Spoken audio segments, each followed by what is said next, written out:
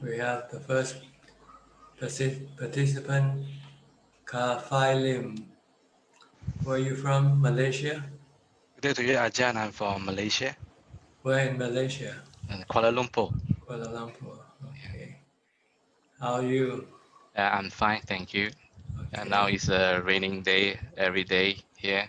I see. Is it rainy season for Malaysia? I think so because it has been raining almost 2 weeks I every see. day. Yeah. We also have some rain here today, but not much, but a while, 15-20 minutes or so. So you have any question today? Yes, I have a question on meditations.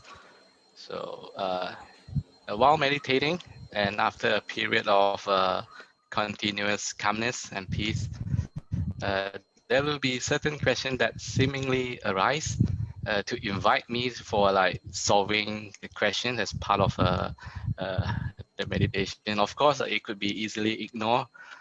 However, it will arise again after an interval of time, like maybe 20 minutes or half an hour.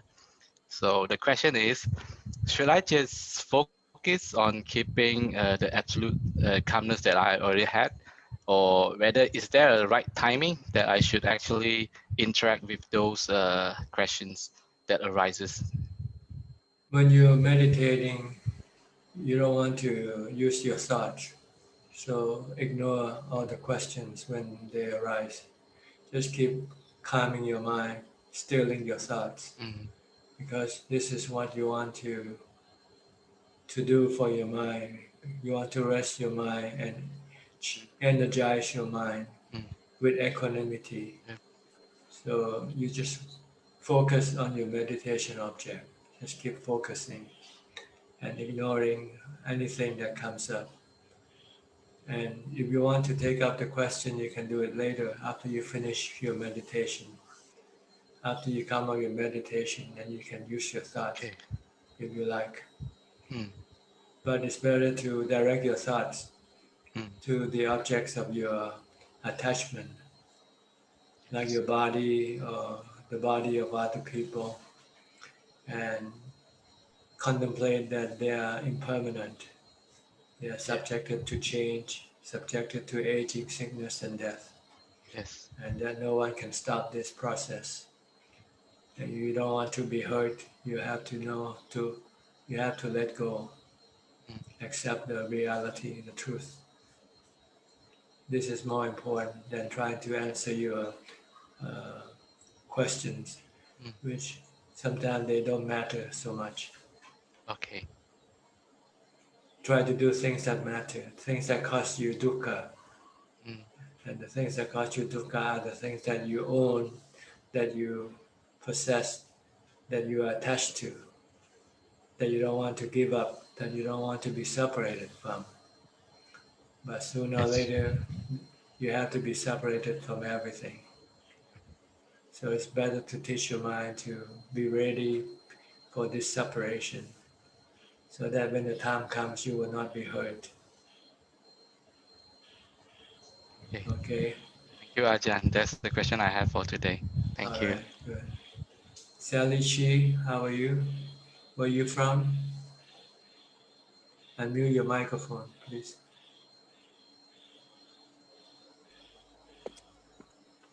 Good night, Ajahn. I'm Sally, Where are you from? Malaysia. Where in Malaysia? I stay in Puchong. Pujo. Where is Yes. that in middle, north, south, east, west of Malaysia? Which one? Where? Near KL, Kuala Lumpur. Near Kuala Lumpur. Okay, Yeah. good. I don't know too much about Malaysia. I only know Kuala Lumpur and Penang, and the rest of the places I don't know. But it's nice to learn from you people when you come in. I can learn the geography of Malaysia. Okay, you had any question today? No, I don't have. I just want to listening. Okay, fine. Thank Thank you you. for coming in. God saying you're next. Where you from? Hello, Ajahn. Yeah, I'm God Singh. I'm from Singapore. Yeah. And is there any part of Singapore or just one Singapore? You have north, east, west, south, or not? Or the east side. Yeah, East side Ajahn. of Yes. Singapore. Okay. Yes. Yeah. Ajahn, I have one question today, and that is I just read out what I penned earlier. My understanding of meditation, not sure if it's right understanding, is that meditation help us to increase our mindfulness. For example, if anger arises in me, I can prevent myself from committing any negative karma. Likewise, if desire arises, I can prevent myself from being pulled away by craving. So is this understanding of meditation, is this correct? Yes, Yeah. if you meditate and if you're Mm, successful, your mm, mind will be able to stop your desire, your okay. emotions. So you need to meditate to stop your thoughts, to stop Mm, your mental activity really, and mm, just be merely knowing. And then mm, when you come out of meditation, you can apply the yeah. mind, this mind to stop your anger, stop your cravings, if you Mm, see that they are bad for you. You have to see that they are bad for you also. If you think if you don't see that, if you still see them as being good, then you don't want to stop, right? Some people have desire to be something, mm, so they don't see that it's bad for them. They thought it's good for them.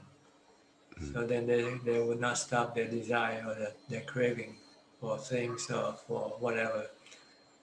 So you have to use wisdom to teach your mind that everything that you desire for are bad for you because they are impermanent. They don't last. And when they disappear, you feel sad. So it's better not to have anything, not to be anything. mm. Okay. And you have Mm, to have this strong mind for meditation to stop your desire. If you don't have meditation, your mind is weak. And even though you know that it's bad for you, you cannot stop. Like people know that it's bad for them to be addicted to drugs or alcohol, but they cannot stop because their mind is weak. They don't have meditation. They don't have mindfulness and equanimity. That's what we want to build. We want to build mindfulness. With mindfulness, we can make the mind become have equanimity. Once you have equanimity, and if you know things are bad for you, you can stop your mind from going after them. mm. Okay. Ajahn, for anger, I'm able to see it easily. Likewise, same as strong craving. What about delusion? How do we distinguish or identify delusion or Del- ignorance? Delusion is not being able to see the three characteristics of existence. When you don't see things as being anicca, dukkha, anatta, you are deluded. If you see things as being permanent, good for you, make you happy, and belonging to you, then you are deluded. Because everything is not what you think. Everything is anicca, dukkha, anatta. Not the opposite. We tend to think everything is niccang, sukhang, atta. Niccang means permanent, sukhang is happiness, and atta, you can keep it for yourself, but you cannot. See? The truth is everything is not permanent, not lasting, keep changing. So if you see anything as being permanent, then you are being deluded. If you see anything is good for you, make you happy, then you are deluded. Because they are suffering in disguise. They are happiness in this disguising, suffering disguising as happiness. So this is delusion, and you need to have anicca, dukkha, anatta perception to get rid of this delusion. Okay.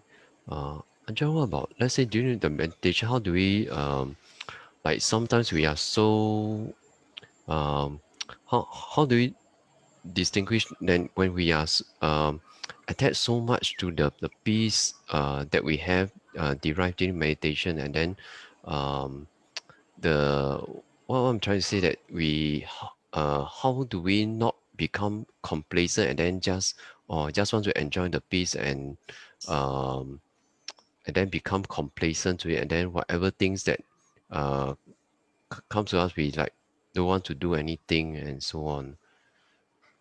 Well, you have to be sensible. You do things that you need to do, but you don't want to do things that you don't need to do. See, what you need to do is maintain your life. So you have to eat, you have to sleep, you have to exercise, you have to provide your body with the four requisite food, clothing, shelter, and medicine. This is what you need to do. Other than that, there's nothing you need to do. And other than that, you should not do anything. And the goal is to liberate your mind from suffering. That's what you need to do. You have to constantly teach your mind that everything that you are involved with are anicca, dukkha, anatta, and that you must not be attached to anything. Okay. So you don't become complacent. See? When you're calm, after you come out of meditation, you start contemplating. If you feel complacent, you start. The Buddha says, study the three things that you are still attached to. First, your body. Second, your feelings. Third, your mental states, your emotions. These are the things that you have to teach your mind to let go. Let go of your body. Let go of your feelings, your attachment to good feelings, and your aversion for bad feelings. You want to bring your mind to leave the feelings alone, because you cannot force them to be what you want them to be. As well as the emotions that come and go in your mind. You have to see them all as anicca, dukkha, anatta. This is the work you have to do. Because if not, your mind will be constantly desiring for good body, strong body, healthy body, desiring for good feelings, and desiring for good emotions. And when you don't get it, then you feel sad, depressed. Okay? Got it? Okay, I will contemplate over it. Yeah. Thank you, Ajahn. Okay, Kenneth from Switzerland, how are you? Hello, Ajahn. I'm very well, thank you. Are you teaching today? Yeah, for today I recorded the lecture offline and just put it up online so I don't have to do it live. That's good. Yeah, it's quite good. So now I'm free. I wish I could do that also. You can try it. It's a good method.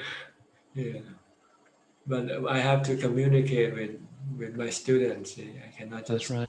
one way. I don't give Dhamma talk. If I give Dhamma talk, then I can do that. Yeah. My students don't really ask so many questions, so it's not so necessary to be live. You got any question yourself? Yeah, I have a question. In the practice, would you recommend that we should study the biographies of the Kruba Ajahns? If you need inspiration, if you practice, if your mind is weakened and not inspired, then it's good to study the biography of all the teachers from the Buddha down. Then you can be inspired by their example, how they strive, how they persist in their practice. They don't give up. Look at the Buddha.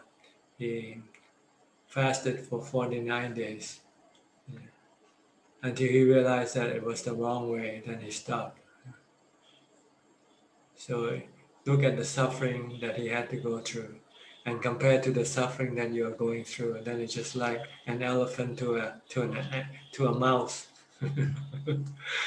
So that will inspire you to say, oh, I can do more than this, right? Study the biography of Ajahn Ajahn Mahabua had written books about biography of Ajahn and also the practices of the various teachers who are the disciple of Ajahn. It's been translated, I think, by Tan Ajahn Dik and Ajahn Panya. I think these two books called Patipata and Biography of Ajahn. I think it's a good book to read, really. Yeah, I read those books and also some of the other forest masters. I find as well as just hearing about their life, there's a lot of their teaching in there as well. That's right.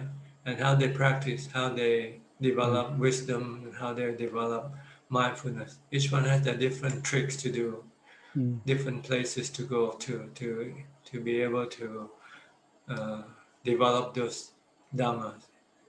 You need some places different from where you live, because where you live is quite commonplace and it doesn't instill any sense of urgency or of suffering. Really, you need some form of suffering to spur you into action, to stop your suffering, to get rid of your suffering. If you live in comfort, then you can become complacent, because there's nothing to solve, right? No problem. So you need to have problem. So they go look for problem. Yeah, that's very true. I think our home is very comfortable. When I stayed in Wat Yan, I found it very challenging. Nothing, right? All you have is just a roof to cover your head. That was very, very inspiring to stay alert and practice. Yeah, those are the places that can help your practice. Yeah. So you need to go to monastery, forest monastery, because they strip everything down to zero, to just the basic necessity of life.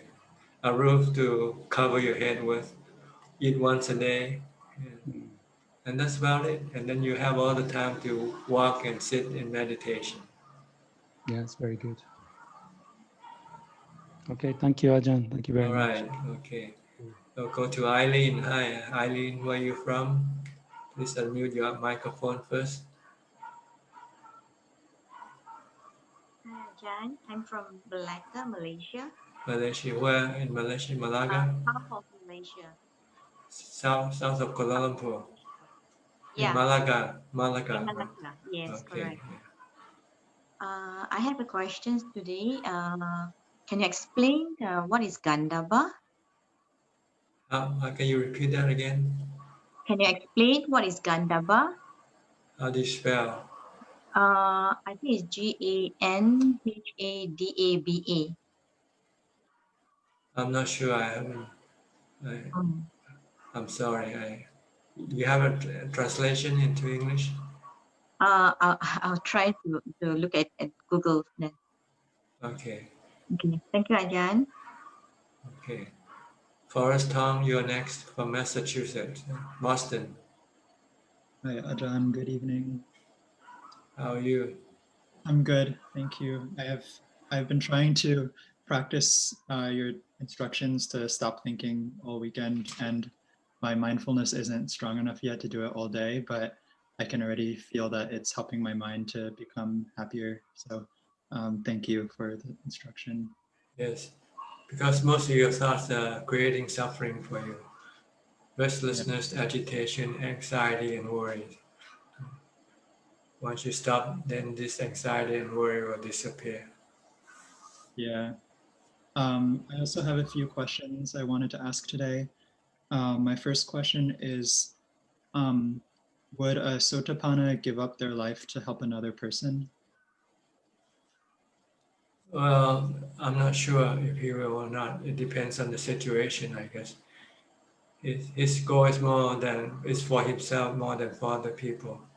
His goal is to liberate himself from suffering. He wants to go to Nibbana first. So it depends on the situation whether he really have to do it or not.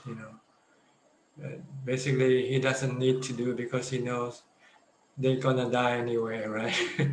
You're gonna die anyway, so why should I sacrifice my life for you? Because you're gonna die anyway.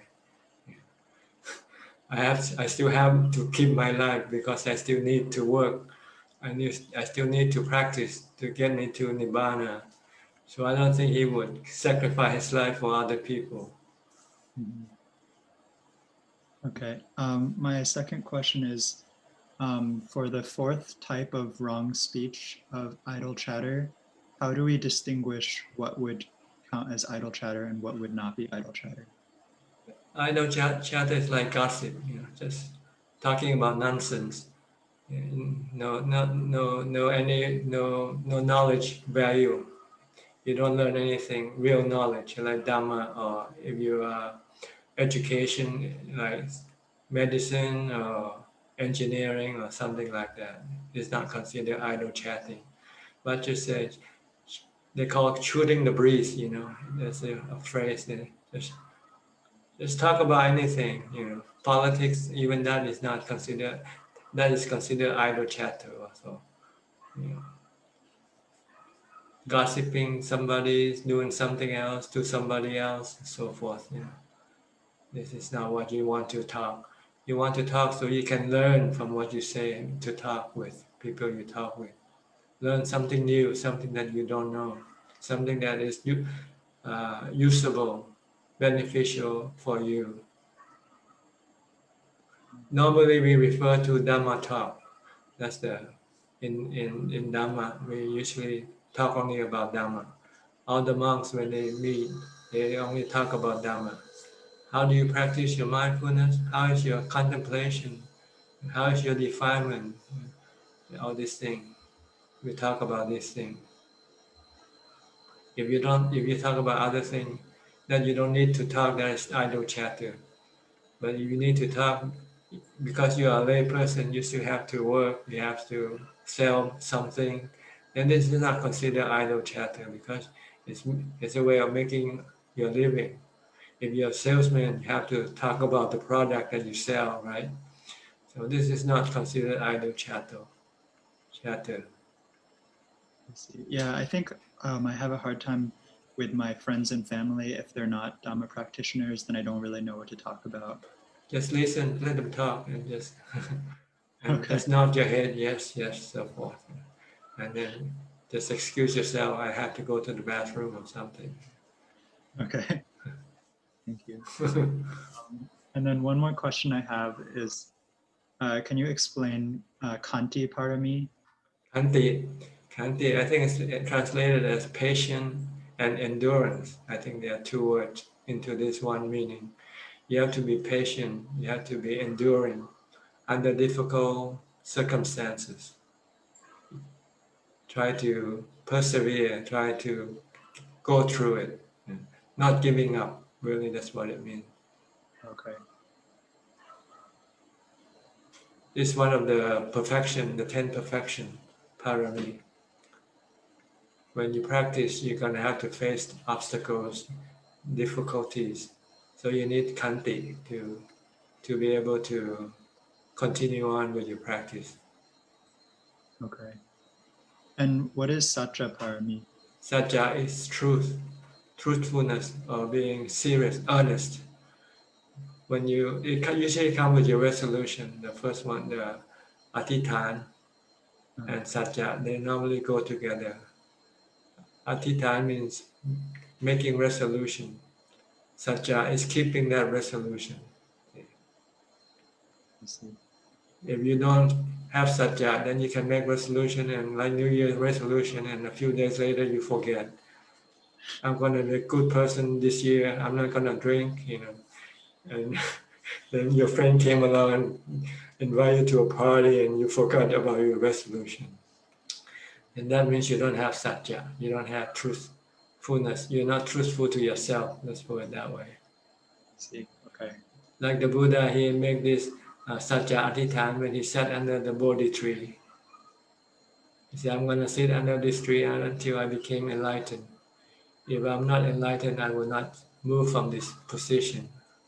Even if the blood in my body runs dry, he would rather die than give up his pursuit of enlightenment. You need this to be able to get to Nibbana. Everybody needs to have this Sajja Adhitthana. You have to have resolution, and you have to be truthful to your resolution. Yeah. But if you are on dana level, you say, I'm going to give dana 10% of my wealth, or 20%, or whatever. And then you have to stick to your resolution. Like Bill Gates, he's going to give up 80% of his wealth. So he gave it up, And then I'm going to keep the 5 precepts every day, and keep the 8 precepts on my not working day. When I'm not working, I'll keep the 8 precepts. On the day I work, I keep the 5 precepts. This is resolution. You need to have resolution in order to be able to force you to do things. If you don't have resolution, then your mind can vacillate. Oh, I'll do it today. Oh, maybe not tomorrow, and so forth. You will find excuses. Your mind will always find excuses not to do the right thing, the good thing. So this is what all practitioners should have: the resolution and truthfulness to their resolution, or being earnest or serious with their resolution. Then you need to have once you have made the resolution, then you need to have the next one called Viriya, which is diligence. You have to exert, put in the effort. Once you start to say, I'm going to keep the 5 precepts, then you have to exert the effort to keep the 5 precepts. And you have to follow through what you have resolved to do. This is called Viriya. And if you face with difficulties or obstacles, then you have to have Khanti. You don't give up. You have to persist, persevere, endure the difficulties. If you can have these 4 Dhamma paramis, then you can do Dana Barami, Sila Barami, Nekkhamma Barami, Ubekha Barami, and Panya Barami. Okay. Thank you, Ajahn. All right. We'll go to Philip and his wife Adeline from Malaysia, from Kuala Lumpur, huh? Yes. Good evening, Ajahn. How are you? Good. And you? Okay. Good. They're good. They're good. Any question? Not tonight. Not tonight. I'm just listening. Okay. How about Adeline? Same. Yeah, same. Just have not been able to practice and endure as much as I can. So I guess Okay. All right. Maybe later if you want to ask me. We have the second round. We'll go to Sui Tan and Sui and Czech from Vancouver, Canada. Hi. How are you? Greetings to all Dhamma friends. Okay. How are you, Ajahn? Okay. You have any question or any comment? You already answered this question before, but I'm not very clear. So I'm just going, I'm going to ask you this question.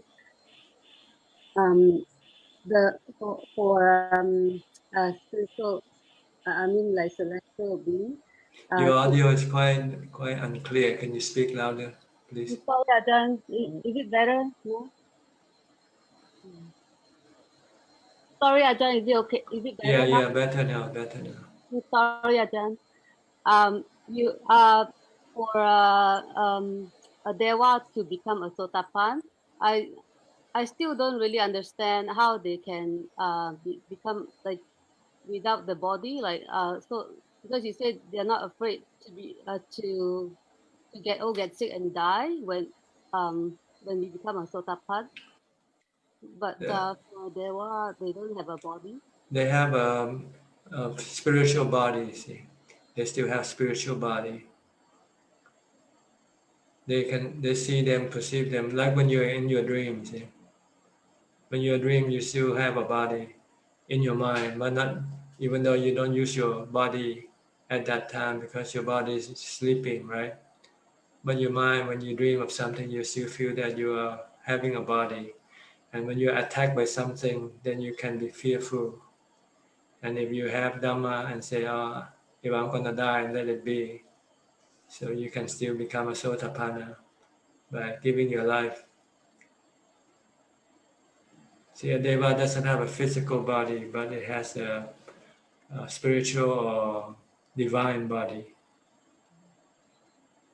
Like when you dream, you still have a body, right? When you think of yourself, you still think, I go here and there with my body. And if I run into a tiger, I know the tiger might attack me, right? Okay. Is that like mind-made body? Whatever, it's mental. It's from your sankhara and your sanya, your perception and your memory, your perception, your thoughts that create dreams, stories. Good or bad story depends on your good or bad karma that you have accumulated. So you might be dreaming that you walk and you fall into a well, for instance, and you might be afraid, and you might say, "Oh, hell, maybe it's time for me to go. Let it be." So you can either be excited or you can be calm and let the body die. See, because you're feeling that you're gonna die, right? Or you dream you're on a plane and it's gonna crash. You don't see your own body. We normally don't see our own body, right? We only see our own body when we look at the mirror. But normally we don't see your body, except maybe your hands or your feet or legs. But if you don't look at them, you don't really see them. When you do things, you don't see your body. When you drive, you look at the road, you look at the people, but you don't see your body. So if somebody attack you, you don't even see your own body being attacked, but you know you're gonna be attacked. That's what happens when you become a deva. You have this spiritual body. It's like in a dream. You're in the dream, really. Once your body dies, you enter the dream world. And good dreams or bad dreams depend on your good or bad karma. You do good karma, you have good dreams, you become devas. You did bad karma, you have bad dreams, you become hungry ghosts, or you're in hell fighting with people. You might get involved in a war or in a famine or in a bad situation. So that's what we are when we don't have a body. And like when we go to sleep, we suspend our bodies temporarily, right? We stop using the body temporarily. So we enter into the dream world. And sometimes we have good dreams, sometimes we have bad dreams, depending on the good or bad karma that we have accumulated at that point. Okay? Ajahn, when you go, like when you're enlightened and go to Nibbana, the perception of the body is already gone, or No, your perception of body is different. Rather than thinking of it as being you, now you look at the body as being someone else, not belonging to you. You just use it, just like you're driving a car. Before you become enlightened, you and the body is considered to be one. See? You think of your body as being one, you and the body, the mind and the body. But after you separate them by contemplation and samadhi and meditation, then you see clearly that the body and the mind is two separate persons. The mind is the master of the body is the servant of the mind. It takes order from the mind.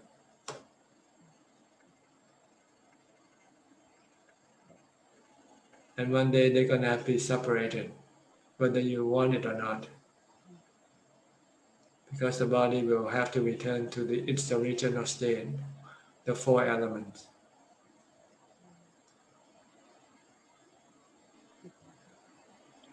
All right? yeah. Thank you, Ajahn. Thank you. Okay. We'll go to Alvin. Hi, Alvin. You're also from KL, Malaysia.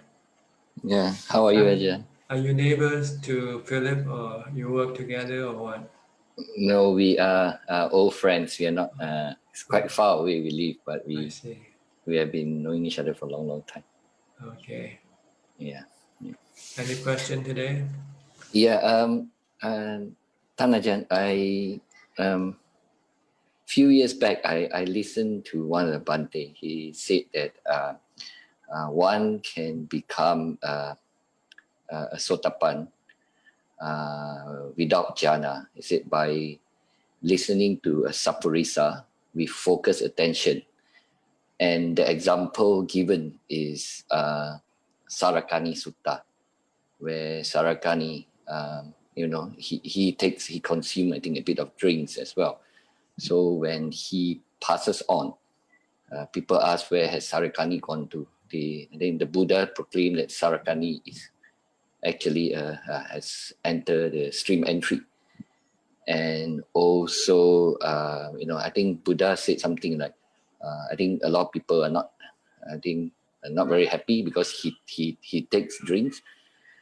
And also, Buddha said that why can't Sarakani become a stream enterer where he has been listening to Dhamma all his life? And Buddha also said, even if the tree out there understands the Dhamma, they can also become stream entry. So what is your view on that, Tan Ajahn? My view is that nobody said that he had did not have any jhana. See, he might have jhana already from previous lives. See. So when he listens to Dhamma, he can then apply jhana and wisdom to stop his cravings and his desire, so he can become a sotapanna. See, like when the Buddha taught the man who asked him question, he asked the Buddha for teaching when he was on alms round, and the Buddha said, I have no time. This is not time for me to teach. And the man still insists, please just give me a brief summary of your teaching. So the Buddha said, what you see, just see. What you hear, just hear. What you think, just think. What you know, just know. Just don't react. That's what he means.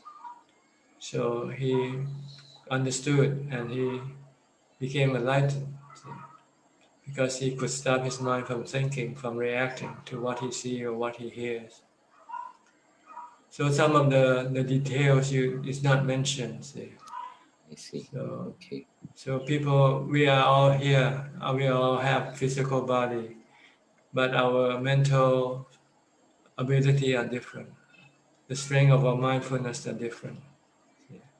It depends. The stronger the mindfulness you have, then the stronger your equanimity you will have.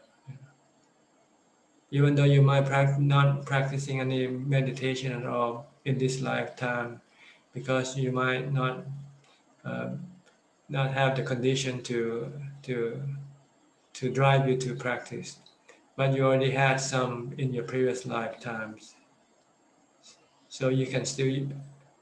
Different people have different level of calm. Our mind are different, right?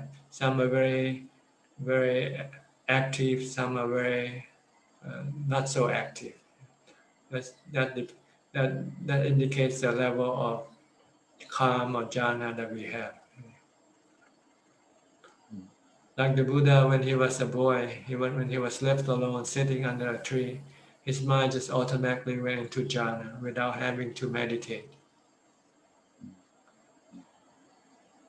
Go ahead. Sorry. So all the supramundane states like stream entry, we need jhana, right? At least first jhana. You need wisdom plus jhana, which we call the third level of wisdom called Pavana Maya Panya. See, we have three levels of wisdom. The first one is Sutta Maya Panya, the wisdom from learning, from listening, from Dhamma talk, from your teacher.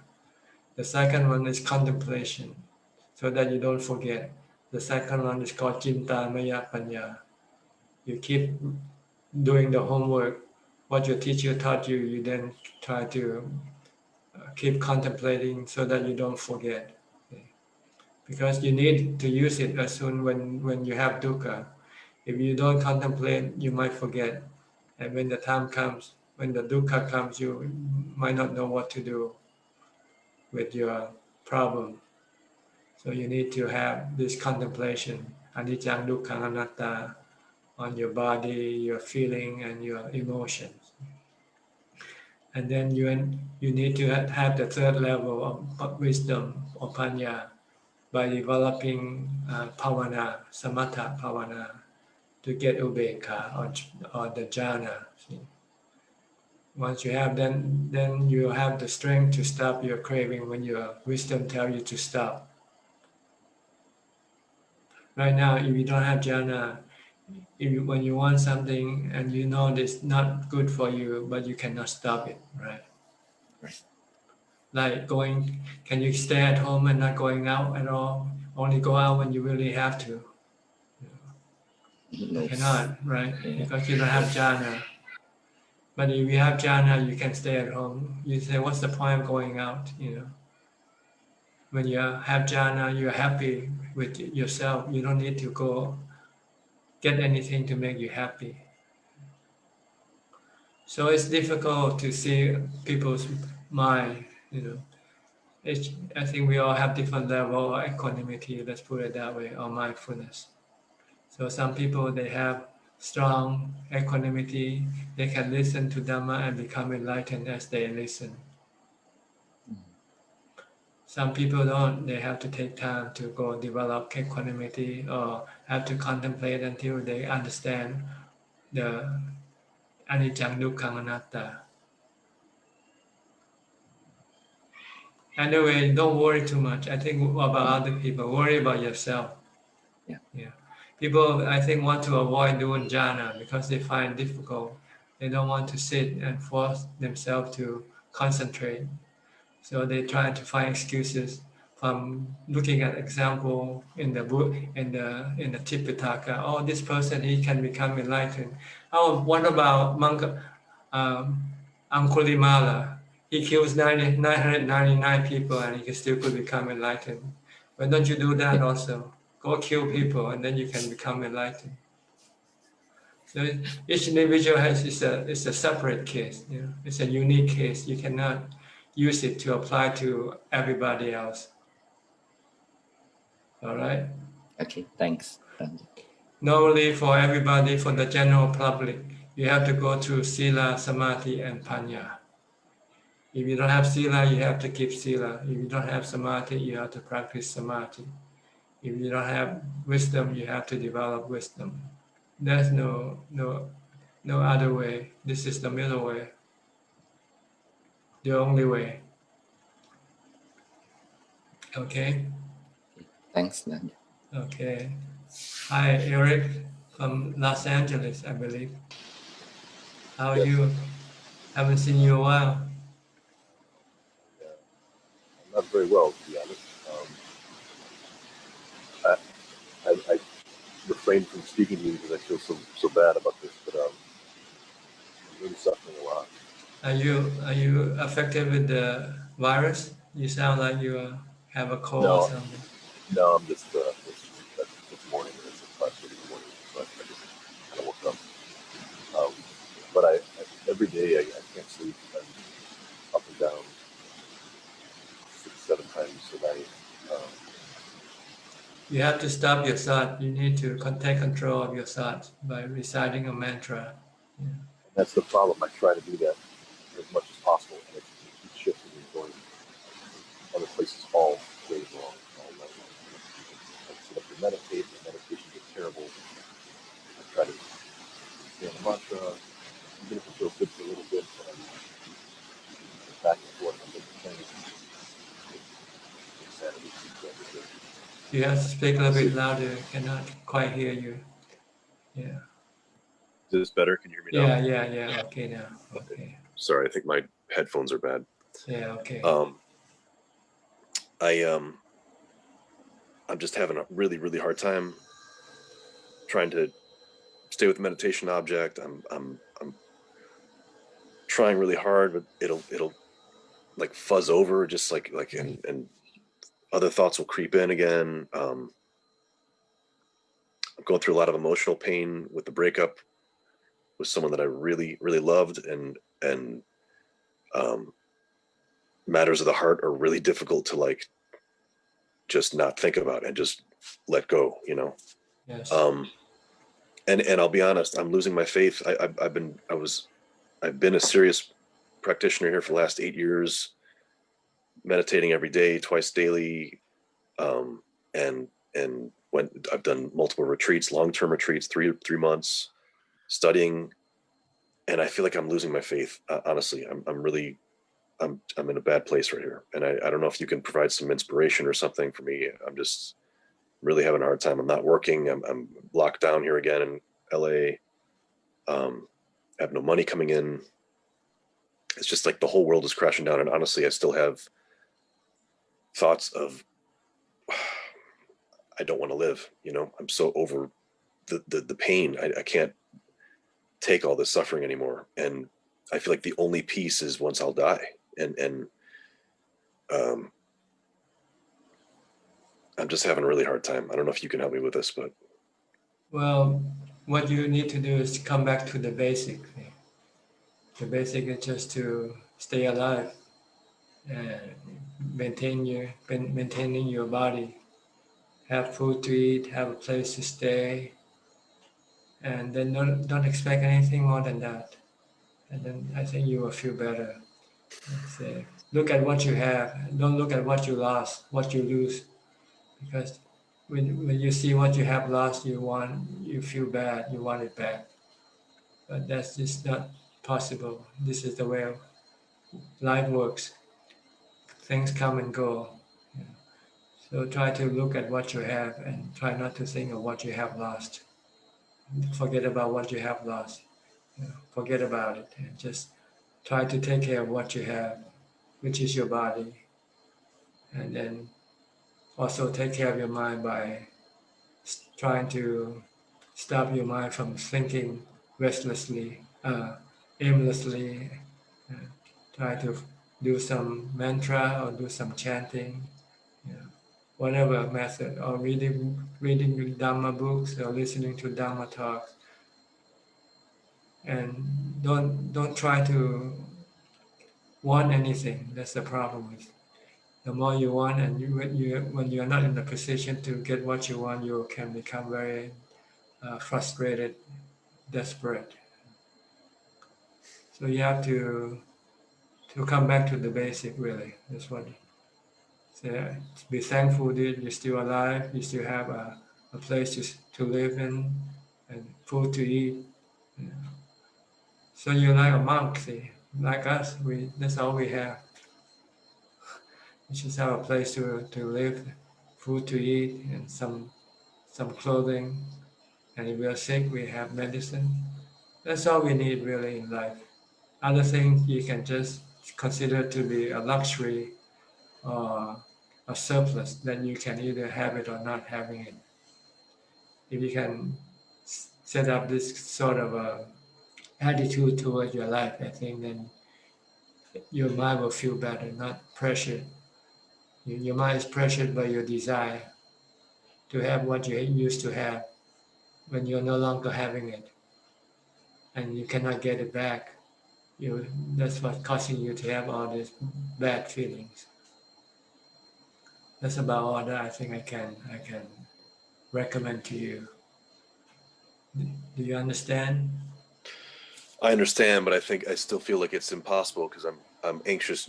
I'm sorry, but monks, you get a place to stay and you don't have to worry about getting kicked out or, you know. Yeah, I do worry sometimes if I do something wrong, I get kicked out also.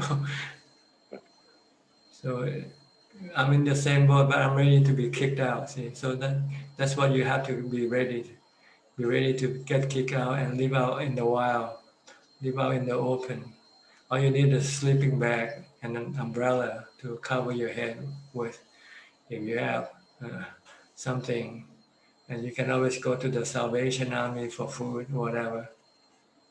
you know. Well, even okay. So if I may ask you this, even that, it's like I just keep getting this sense like, what's the point? Why bother? What's my purpose? I have no purpose here. I'm just existing. I'm just living. Why? I feel like I have no reason to live. Does that make sense? Yes, because you have lost what the reason for your living. See? What you depend on sensual objects to make your living with. Once you no longer have them, then you find no reason why you should live. But you can live without having sensual objects by meditation. See? If you can meditate, then you have a different form of happiness. Then you don't have to rely on the sensual objects. Then you can have a reason to live, because the reason to live is to develop this internal happiness, the mind, that through meditation. And you still need to do a lot more because you haven't reached the highest level yet.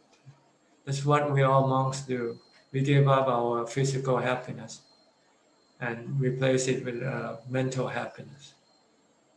So we strive and keep on striving to develop more and more of the internal happiness.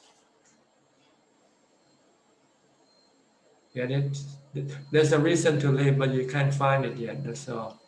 And the reason for you to live, you have lost. So you don't feel like you have anything left for you. See, your reason to live is to have all the sensual objects that you like to have. But now you can no longer have them. So you find that there's no reason to live anymore. But you can find another form of happiness. And this doesn't cost you any money. It costs you time. That's only thing you have to have is to have the time to meditate. And you just have to persevere. You have to be persistent in your practice. Don't expect much from your practice when you first started. Just think, if I fail, try it again. If I fail, try it again. Sooner or later, I will succeed. I know. I've just been doing it for 8 years, and now because of all this, it's even harder to do. And it's like, how am I ever going to get into jhana now? You know. Besides, maybe the 8 years that you've been doing it, you're not doing it right. If you do it right, you could have become enlightened already. The Buddha said, if you do it right, you can become enlightened in 7 days, 7 months, or 7 years. You might not do it right, and you might not do it enough either. See? Meditating 2 times a day is not enough. Yeah. You need to meditate all the time, from the time you wake up to the time you go to sleep. If you're not meditating, you have to be mindful. You have to develop mindfulness or contemplate on the 3 characteristics of existence. This is something that you have to do continually all the time during your waking hours. Then you can find some benefit. You'll get some result if you do this kind of practice. Otherwise, if you just do twice a day, I think this is where, like a drop in the bucket. It evaporates with time. You know, you put a few drops in the bucket, and by the time you know it, it evaporates. So you seem like you haven't done anything. You haven't achieved anything in these 8 years that you have done, and you expect to get some result from it.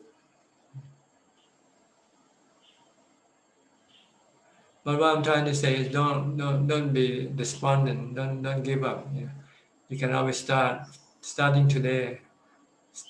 Think of yourself that you just reborn, yeah, with this body. Even though you might have lost everything, you don't need them. See, all you need is just the 4 requisites of life and the time to meditate. That's what you really need, is to meditate, to develop mindfulness. If you don't do this, then nothing can help you, and your bad thought will overwhelm you, and maybe eventually will cause you to take your life if you're not careful.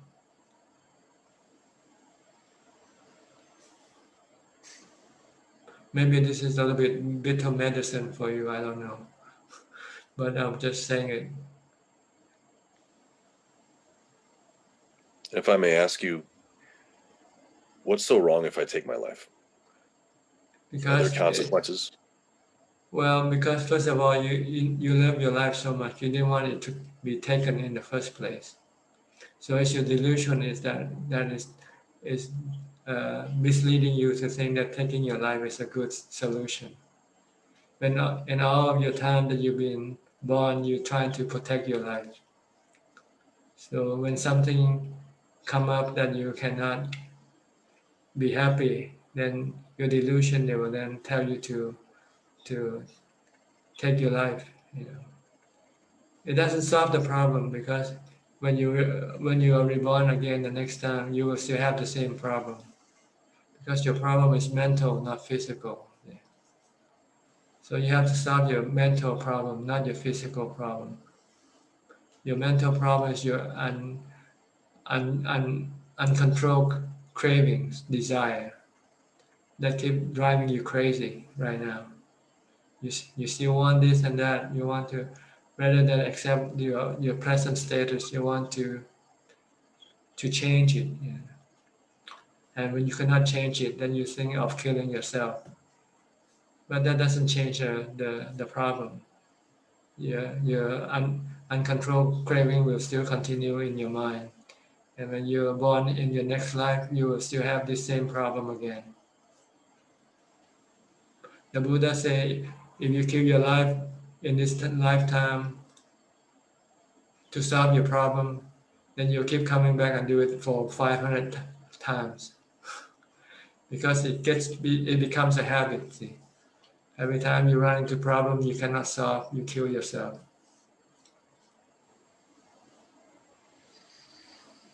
Okay, thank you, Ajahn. All right, I'm sorry if I cannot make you feel happier. Yeah, thank you. All right, okay. We're going to Sun Lin. How are you? Where are you from? Unmute your microphone.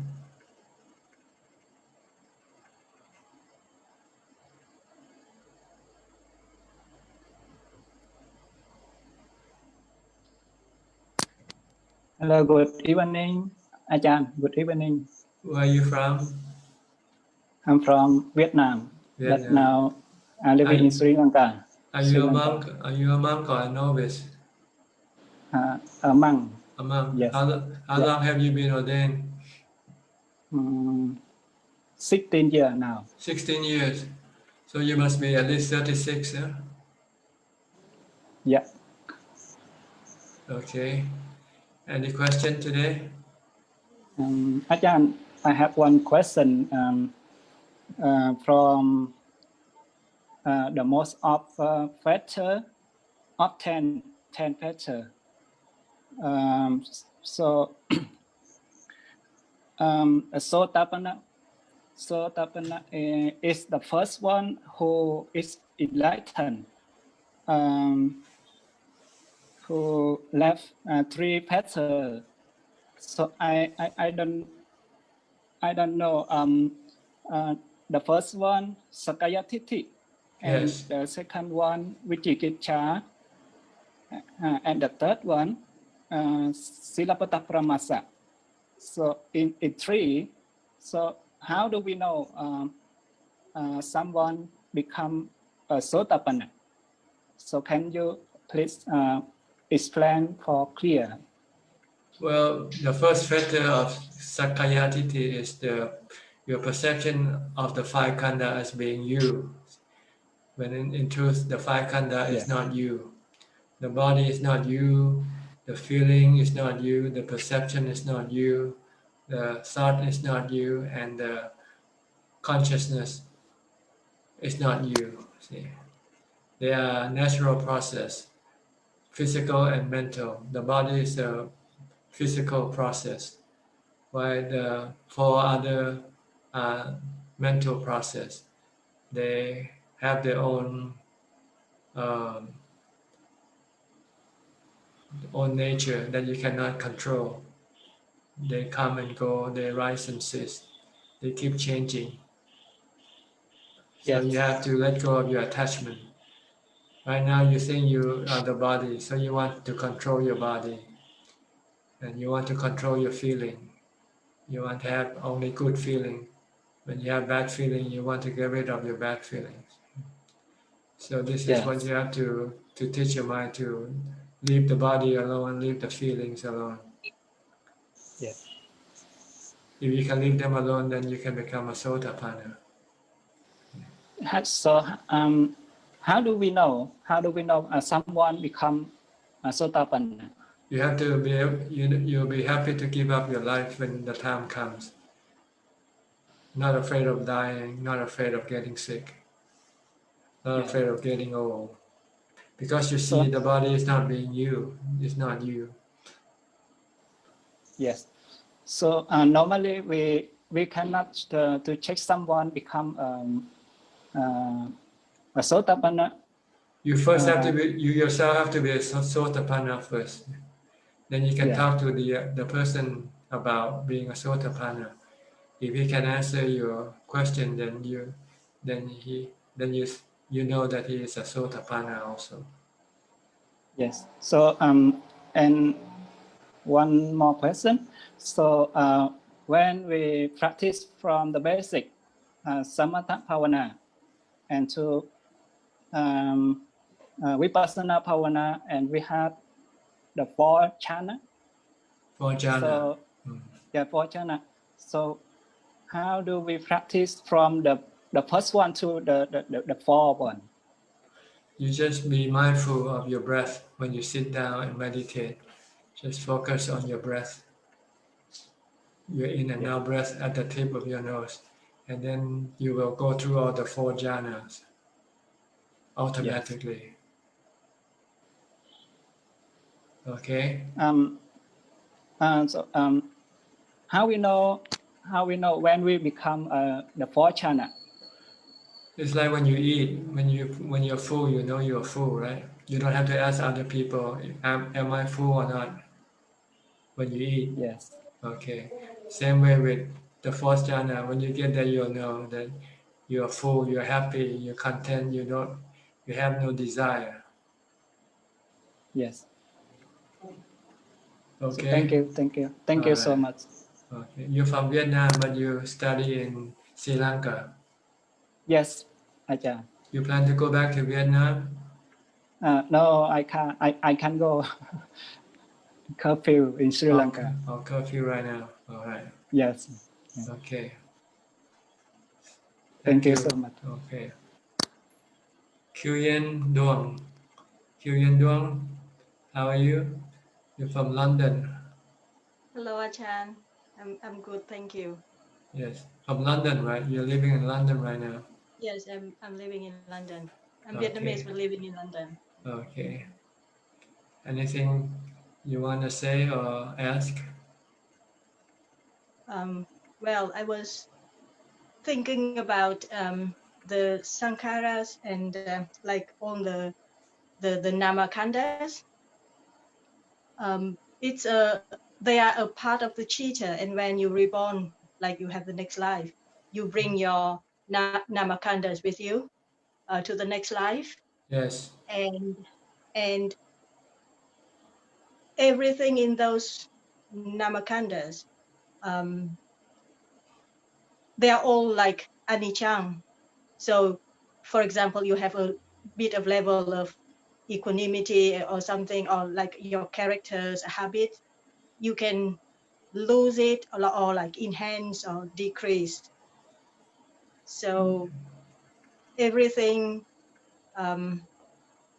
it's like a good characters that you build up. If you're not careful, you will become a bad person, basically. That's right. It depends on you what you do. See? Every time you do a good thing, you're building up a good character. Every time you do a bad thing, then you're destroying the good character and building a bad character instead. Right. It's quite scary. Yeah. Thank you. Okay. Is that all? Yeah. Okay. Let me say hello to Belinda from Singapore. Hello, Ajahn. How are you? Ajahn, I'm well. Thank you. Thank you, Ajahn, for coming online. I saw Okay. you yesterday. It was Oppo Saturday. I did keep the 8 precepts. Yes. Listening to Zoom the sessions today, some of friends who shared about the intention of the meaningless and the thoughts of suicidal. I went through that process before, and probably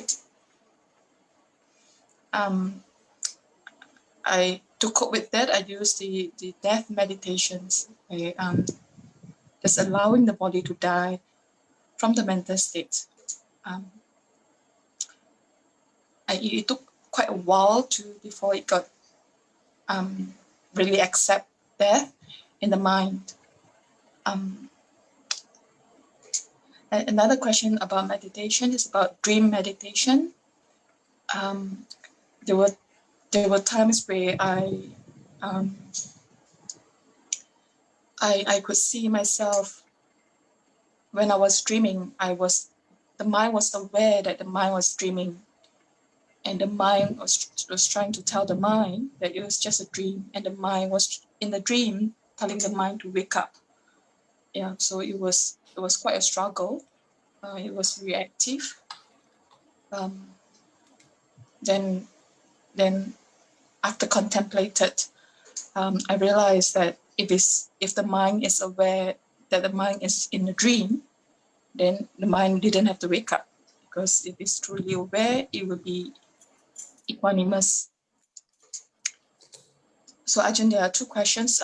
Maybe Ajahn could briefly teach about what is death meditation and what is dream meditation, if there are such meditations.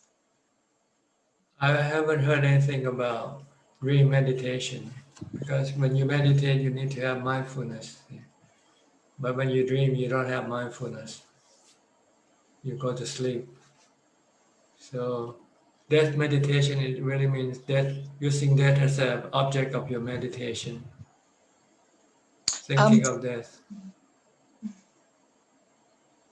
Because for some people, it can calm their mind when they think of death. I don't know if it's I don't have this term like whether it's dream or death. It was more like that dream happened when on the daily basis I put the attention to present moment, bring the mind back to the present moment. So when I go to sleep, the mind continues to be aware, and the mind was aware at the moment in the dream. The mind was aware that it was dreaming. In the dream, mind was trying to tell the mind to wake up because it was an unpleasant dream. So the mind was trying to wake up and get away from the dream. So I didn't really practice something like in a dream. It just happened because on a week daily basis, I was putting attention back to the mind in the present moment, and then when I went to bed, the mind continues. Don't worry when you go to sleep. Whether you know it's a dream or not, it's a dream. It doesn't matter. It's a dream, and it doesn't do anything for you in dreams. So you should be more focused on your present, when you're awake. Try to empty your mind of thoughts by using a mantra or focus on something to stop your mind from thinking aimlessly. Okay. Then for like about death, the thoughts of like not like suicidal thoughts, and they're just very strong disinterest. And that moment, sometimes I'll just lie down and meditate, just accept whatever they're coming up from the mind and watch the mind, and allowing the body to just die in the mind. So I am not sure if it's a meditation, but I just watch the mind and allowing allowing, but without taking actions, but just watching the mind. You want to teach the mind to let go of your body. See? If the body have to die, let it be. But you don't want to teach your mind to take your body, take your life, the body away. You leave the body alone, whether it's gonna be alive or dead. You don't want to interfere with the body. If it's still alive, let it stay alive. If it's gonna die, let it die. Don't try to interfere, because that is bad for the mind, because it can cause the mind suffering. So the mind just have to learn to accept the status of the body. If it's still alive, then you have to look after it, take care of it. When it dies, then you just let it die. Then there will be no stress in the mind. Okay. Thank you, Ajahn. Thank you. Hello, Joseph Chi from Kuala Lumpur or from Malaysia. Hi, Ajahn. Hi. How are you? Good. You're from Kuala Lumpur. That's right. Okay. Malaysia, Kuala Lumpur. Anything today? Yeah, Ajahn, I have two questions. The first question is when we talk about using Bhutto as our object of mindfulness, yeah, do you suggest verbalizing the word Bhutto out loud? No, normally just mentally, do it mentally. Just silently in the mind and visualizing the word? You don't have to visualize, just as you just repeat the word itself. So it's just mentally, silently repeating the word in the mind. Yeah. Okay. Okay, that will stop us from thinking and proliferating other thoughts in the mind. That's right, because you are thinking Bhutto instead of thinking about other things. Right, right. Okay, okay. The second question is with regards to the four foundations of mindfulness, which is the body, kaya, feeling, vedana, mind, chitta, and the fourth one is Dhamma. Could you expand a bit on how it works? Well, say you want to study the nature of the body, the feeling, and the emotion in the mind. Right. Because right now you have wrong perception about the body, the feeling, and the mind. Right. You have the perception that the body is you can control it. Right. The feeling, you can control it. And your emotions, you can control it. Right. But in fact, you can control them some of the time, but not all the time. Right. So when you come to the point where you cannot control it, you have to let go. Right. If you cannot let go, then you will have stress. You will be afflicted with dukkha. Right. So this is what you want to teach your mind, to learn to let go of your body, your feelings, and your emotion. Let them come and go by themselves. And you need to have the Dhamma. See, that's where the fourth object of the Satipatthana Sutta is the Dhamma. Right. You want to see whether you see the Four Noble Truths or not. Right. You see the four. Do you have the Eightfold Path or not? So forth. These are the Dhamma that you will have to have in order to be able to study these three objects and let go of your attachment. Right. Right. What about the chitta, the mind? The chitta is the emotion. See, the emotion. We're talking. So we don't talk about the mind. We're talking about the emotions in the mind. Right. Right. Right. But the word chitta can be used either by the mind itself or the content of the mind. See. But you have to know which one is it they're talking about.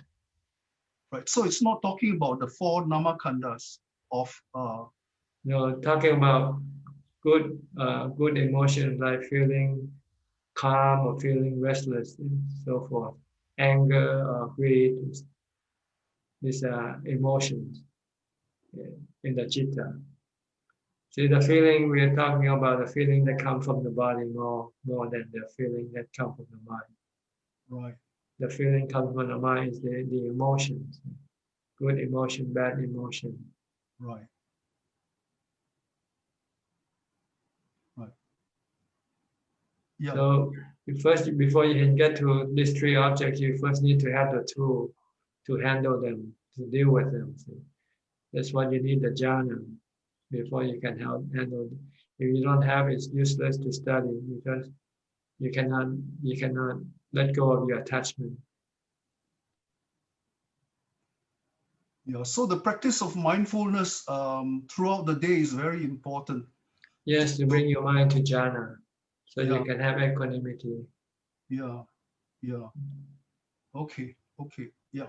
That's what I want to ask of you. Yeah.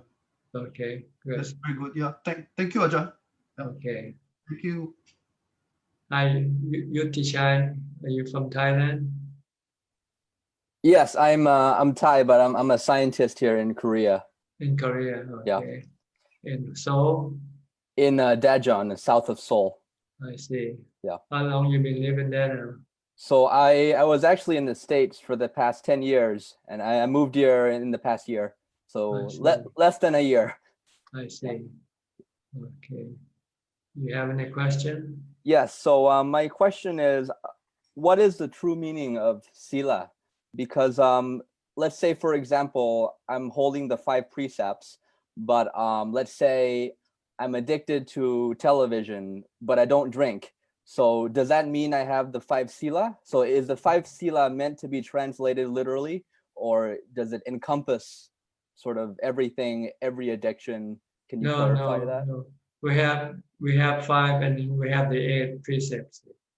The 5 precepts doesn't stop you from watching movies, going out to a party, or having sex with your wife, for instance. No, if you keep the 8 precept, you cannot have sex. But if keeping the 5 precept, you're allowed to have sex with your partner. I see. And but you cannot drink or take any intoxicant like drugs that can befuddle your mind, cause you to have no mindfulness or control of your mind. I see. So when some Kruba Achan tells me that sila it means pokati, ความเป็นปกติ. Normal, being normal. So if I hold the 5 precepts, but sometimes I don't feel like I am pokati, so does that mean that I have the 5 precepts or? No, it means when you have to break the 5 precepts before you can be abnormal. If you're not breaking the 5 precepts, you are considered to be normal. Okay, I understand. And if you want to practice higher, then you keep the 8 precepts. But this is for meditators, people who go into a retreat. So they need to be more normal than the 5 precepts. Okay, understood. Okay, is that all?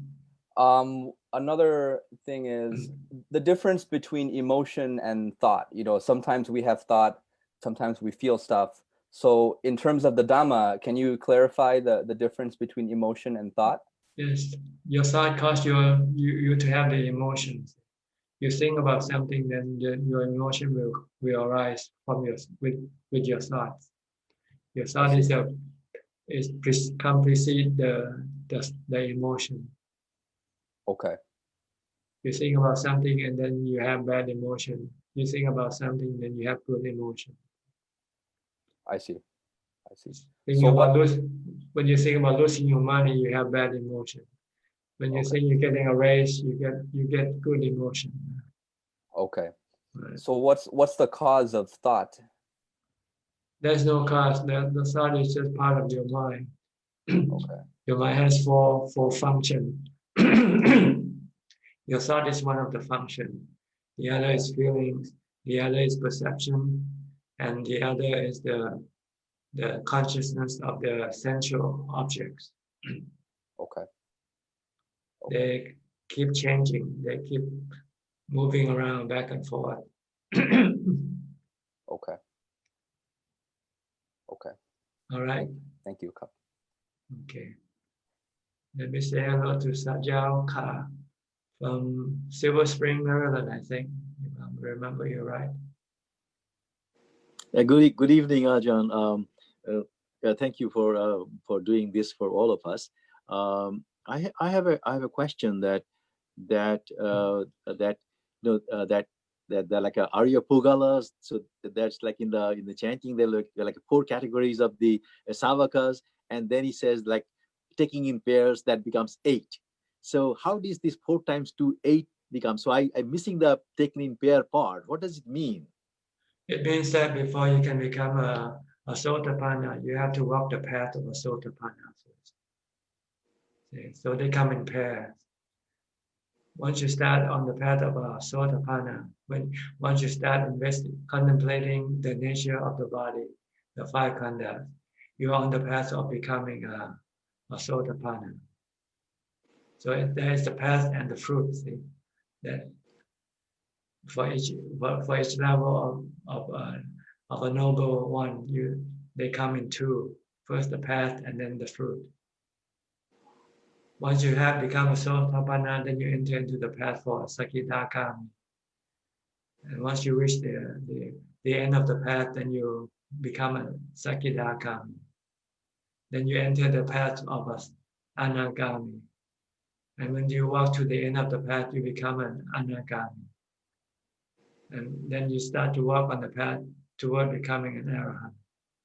So they're considered to be 4 pairs or 8 levels of enlightenment, let's put it that way. But actually there are 4. Yeah, thank you for answering that question. And I'm just kind of observing in view of the talk about this one person had here. So is it wrong to think that the depression is actually is kind of manifestation of very strong clinging at some level? That's right, clinging and cravings, desire. Yes. So you have to stop. So you have to stop, then the depression will disappear.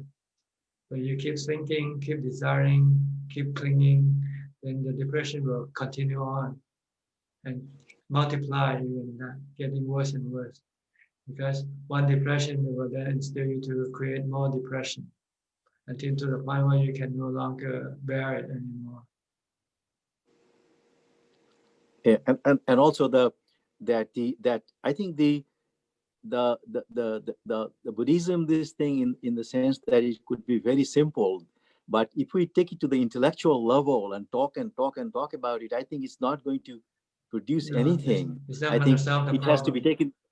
Yeah, I think it has to be taken in practice. I think practice is the thing that will take it in. That's right, mindfulness. That's why now I think people in the West start to realize they have to do mindfulness meditation in order to get rid of the stress. I see some policemen in the States learning how to meditate, mindfulness meditation, because their life is so stressful. Because they're constantly thinking about all the danger around them. So the more danger you see, the more stressful you become.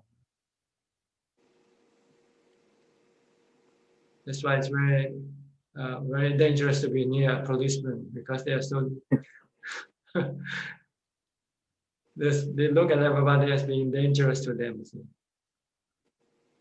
So if you point something to them, they think you're pointing a gun to you.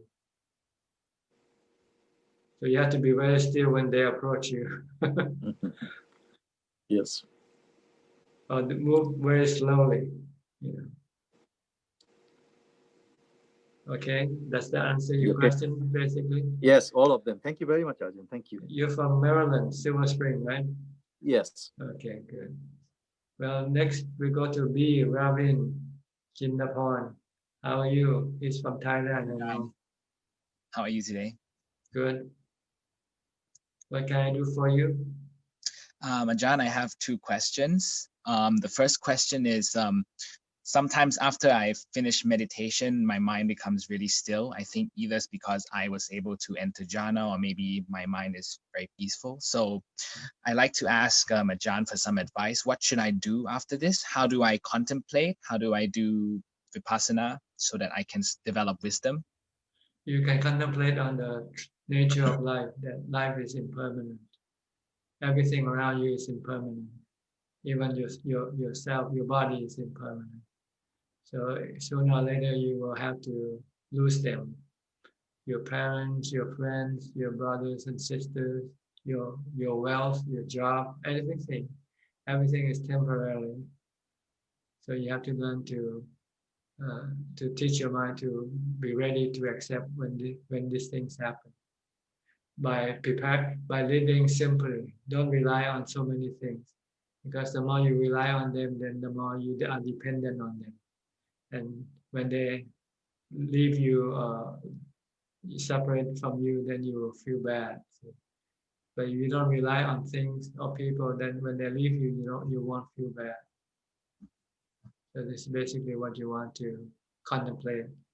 You have to prepare yourself for the time when you lose something you love, especially the thing you love or the thing you are dependent on, like your job. You might not know whether you're gonna have your job for the rest of your life or not, right? So you have to have some backup, right? Maybe have some saving or something. Or be ready to switch to self-employed. You cannot be employed by the company. You have to do some self-employment instead. So normally this contemplation I have to do after I come out of meditation. I don't do anything when I'm meditating, right? I should try to keep the mind as still as long as possible. Right. When you meditate, you don't want to think. You want to rest the mind. But when you come out, then if you want to contemplate, you can. But if you don't want to yet, you can just develop mindfulness by focusing on a mantra or focus on what you do and not thinking. And this is something I can do during the day. I mean, when I'm working. All day long. Try not to think when you don't have to. But when you work, if you have to think, then just be watchful of your thought. Make sure that you only think about work and not about other things.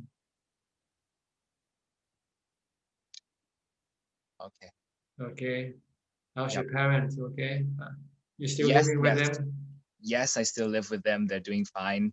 They're getting older now, so they have to look after themselves more. But they both try to do meditation, and they read a lot of Dhamma books. So they say that I inspired them, but I think you have inspired all of us. So thank you so much. Okay. Is that all for now? I just have one more question. Is it possible that for us, for me, or for all of us to live a worldly life and able to achieve Sotapanna by just taking the 5 precepts and just being mindful and having faith in the Triple Gem? If you can let go of your attachment to your body, can you let go of your body? Can you let it get old, get sick, and die without having any bad feelings about it?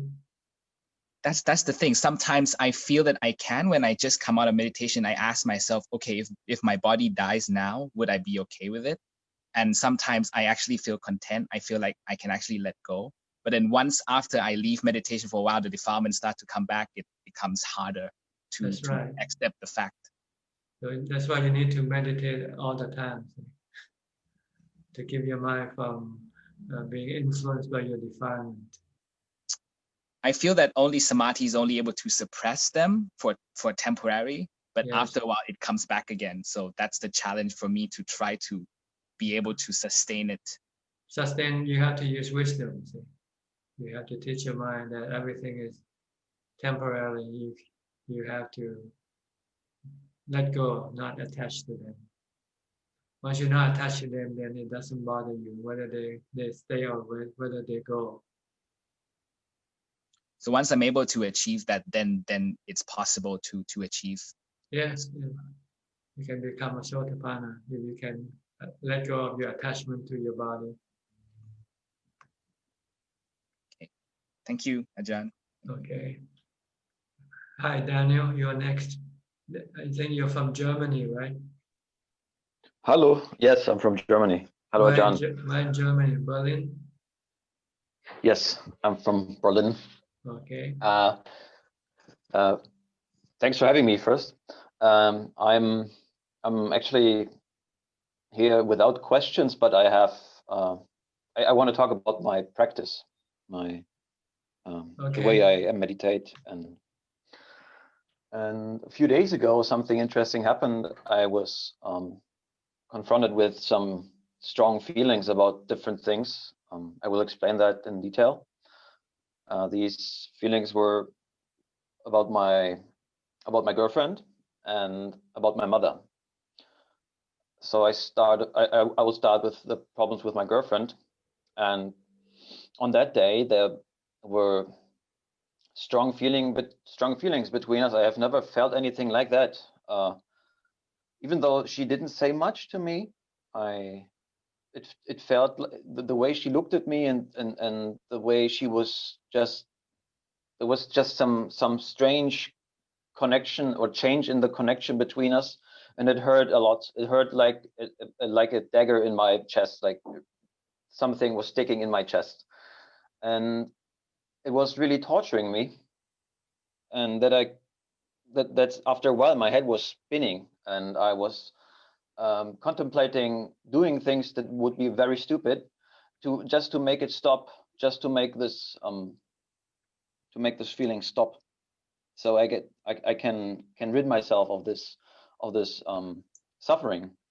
But I knew that this would lead to nowhere. That would just, if all the things that I could do in the world would lead me to more problems. So I sat down and contemplated in terms of cause and effect, because I got inspired by Ajahn Chah. He told the story of Sariputta, how he met the one disciple of the Buddha, and he only heard that the Buddha was teaching cause and effect, and that was enough for him. So I tried that. I sat down and I'm getting emotional about it. So I sat down and contemplated this in terms of cause and effect. What am I experiencing here? And then I could see that this feeling that I'm having here right now is because I'm scared to die. I'm scared to die alone, and I'm scared to age, to get sick, and then I could see, because the suffering was so strong in that moment, I could see that the will to be alive brought me this. The will to be alive brought me this suffering.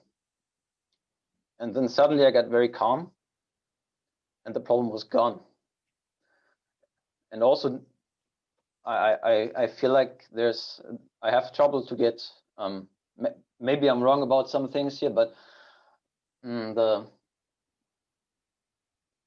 I was surprised that I didn't get angry about things after that. So a few days later, my brother came, visited me, and I was, I thought, oh man, because we're a bit divided, we have different views about things, and I saw that having views is just a cause for suffering, just a cause to get tangled up in the world and to get stuck on things that ultimately do not matter. And when I heard him speak his usual things that I would not agree with usually, I felt nothing.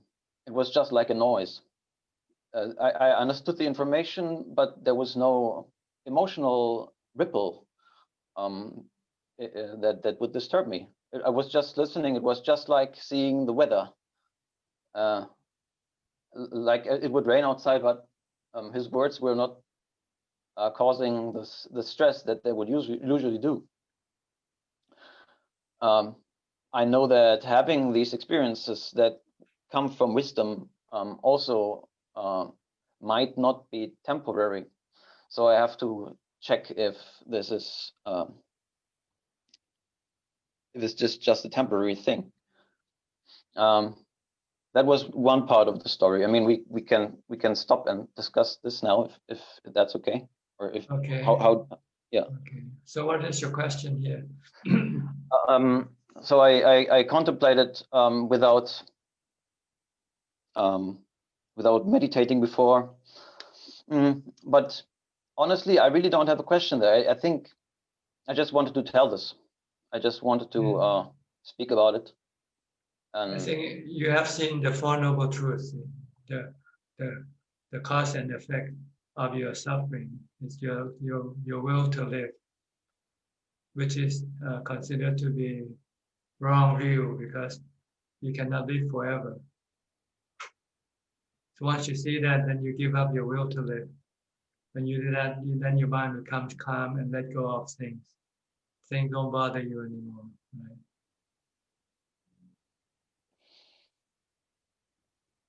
So anytime you have suffering, look at the cause. They are usually your desire for things to be in a certain way.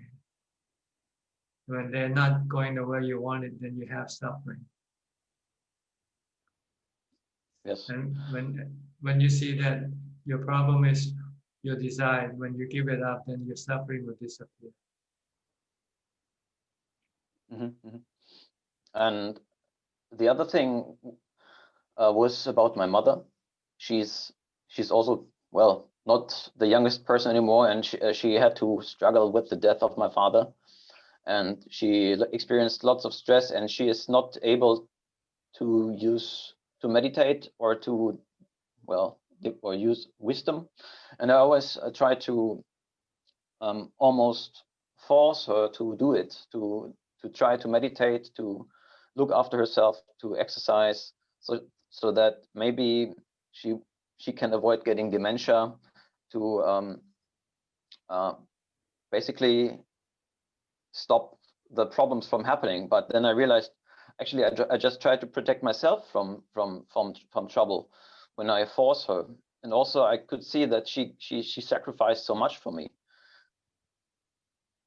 Like, I mean, she was my mother, and I cannot demand anything from her for all the things that she did for me, right? That's so right. I could see that there's nothing that I can demand that she should do. And after that, I also lost the trouble that I could feel when I was thinking about that she was not complying to my plans that I have for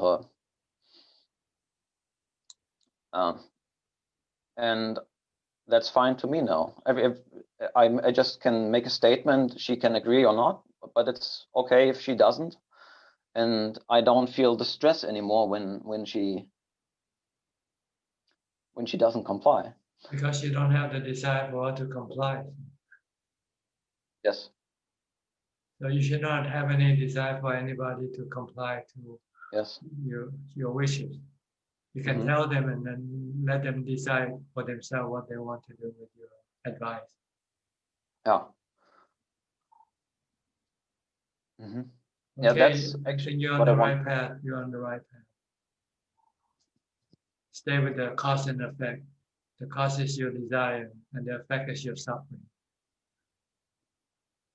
Every time you have suffering, look for your cause. Look for, are you desiring for something or somebody to do something that you want them to do?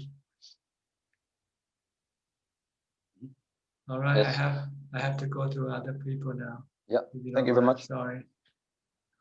Still quite a few people waiting.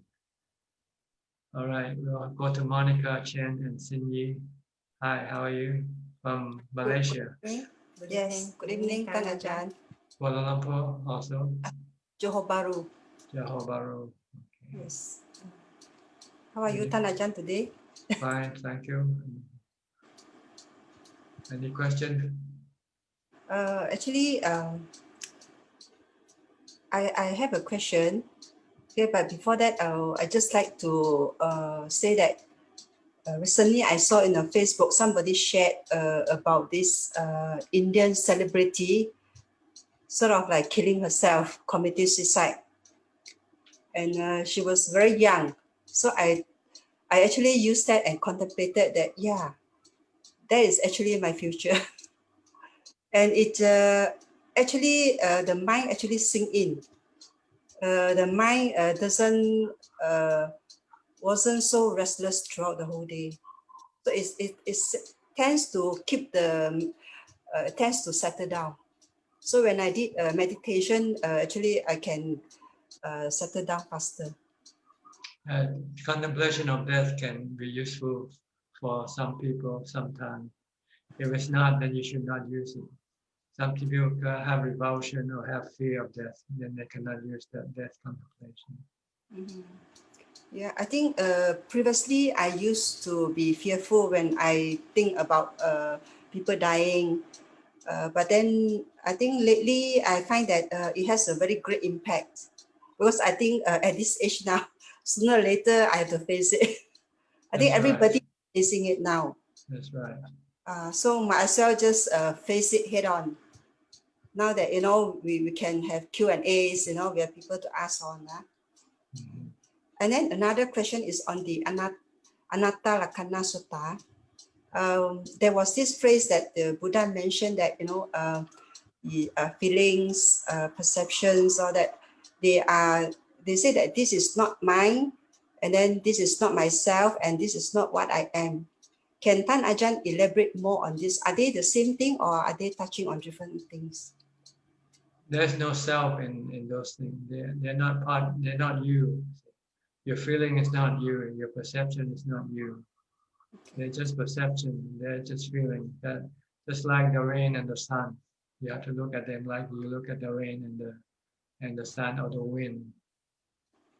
They are not. They are not under your control. That's the point. We want to control these things, right? We want to control our feelings. We want to control our body, but we cannot do that. We can do that some of the time, but not all the time.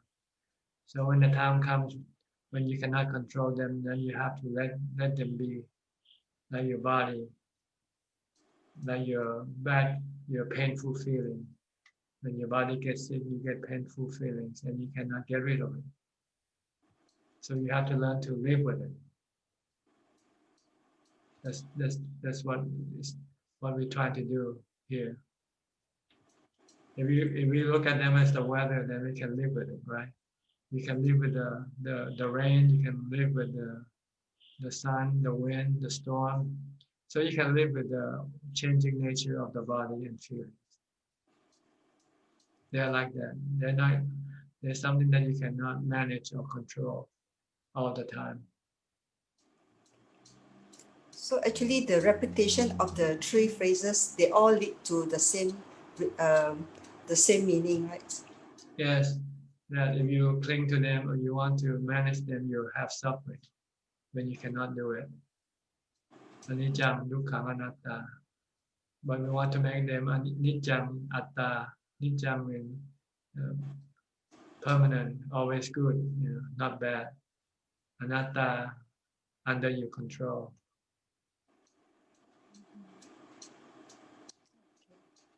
Okay. I'm surprised, why the Buddha mentioned, this is not mine, this is not myself, and this is not what I am. Like, he's keep on repeating the thing, whether is it the same or it's not the same. Yeah, they are anicca, dukkha, anatta. Feeling, perception, thoughts, and consciousness, and body, 5 khandhas. Okay. So that means the three phrases actually they encompass all the three anicca, dukkha, anatta. Yes. Okay, all right. Thank you, Tan Ajahn. Okay. Monica, okay. Just go to mailing. Yeah. Hi, where are you from? Please unmute your microphone first. Okay, you can speak now. Good evening, Tan Ajahn. Where are you from? From Malaysia, Ipoh. Ipoh. Okay. Any question? Tan Ajahn, may I know that I have since my young age, I have bad experience with parents, with classmates that make me feel very angry, and I want to protect myself. So when I'm now in adult, I always feel irritated whenever there's someone say something. I feel irritated, and it's kind of like they say like a bomb in my heart. Once somebody says something, and I can't control myself from react and respond, and it's hurt somebody else. But in counseling, I have went for counseling. They say that our mind have many. It's like an iceberg, has many layers underneath the iceberg. So first of all, is we have to accept that the feeling. Always we have a feeling, but we can't accept the feeling. So I've been very not embarrassed. I'm feeling I'm angry with my angry feeling. Can you understand me? I mean, Yes. I'm angry, but I have a feeling that it's not good for a Buddhist to angry. You are reacting to everything. Yes. And this is what we want to stop, is reacting. Just acknowledging instead of reacting. Yes. When you run into something bad you don't like, don't react, just acknowledge. And in order to do this, you have to have mindfulness. As soon as you want to react, you should recite the mantra Bhutto Bhutto to stop your reaction. So the counselor say that we have to pause for a while. That's right, I by think reciting that a mantra. Reciting a mantra. Yeah, it's a way detached. I'm no more that moment with that people listen to the words. We are no more. So be present. Be present, be mindful. That's right. Mm. You can use mantra to bring your mind to the present. Yeah. Bhutto, Bhutto, Bhutto, Bhutto. When you start to react, then stop it by reciting Bhutto, Bhutto, Bhutto. Okay. Hi, Morris. You're next. Morris Trick from the Netherlands. Are you over with your COVID now? 19? Yes, Pa Ajahn. Can you hear me? Yes, very well.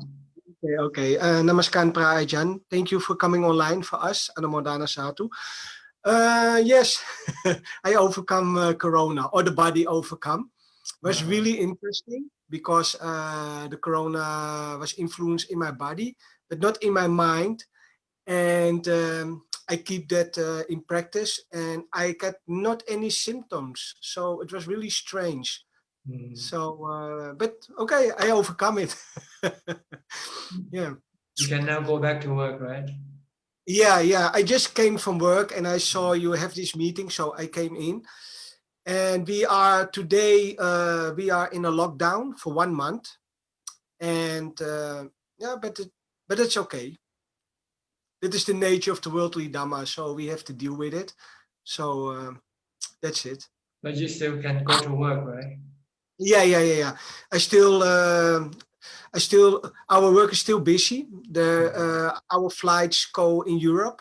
They are still going, and a lot of people are still traveling. So I'm really surprised. Also today. So yeah. So what does lockdown mean then, if you still can go outside? Yeah, the lockdown means all the shops are closed. Only the shops, vegetables, fruits, for needs. Essential. Yeah, essential. Yeah. So, but it's okay. It gives me more time to practice meditation at home. I like to stay at home. I not like to go outside, even there is no lockdown. I follow you. I really follow your advice.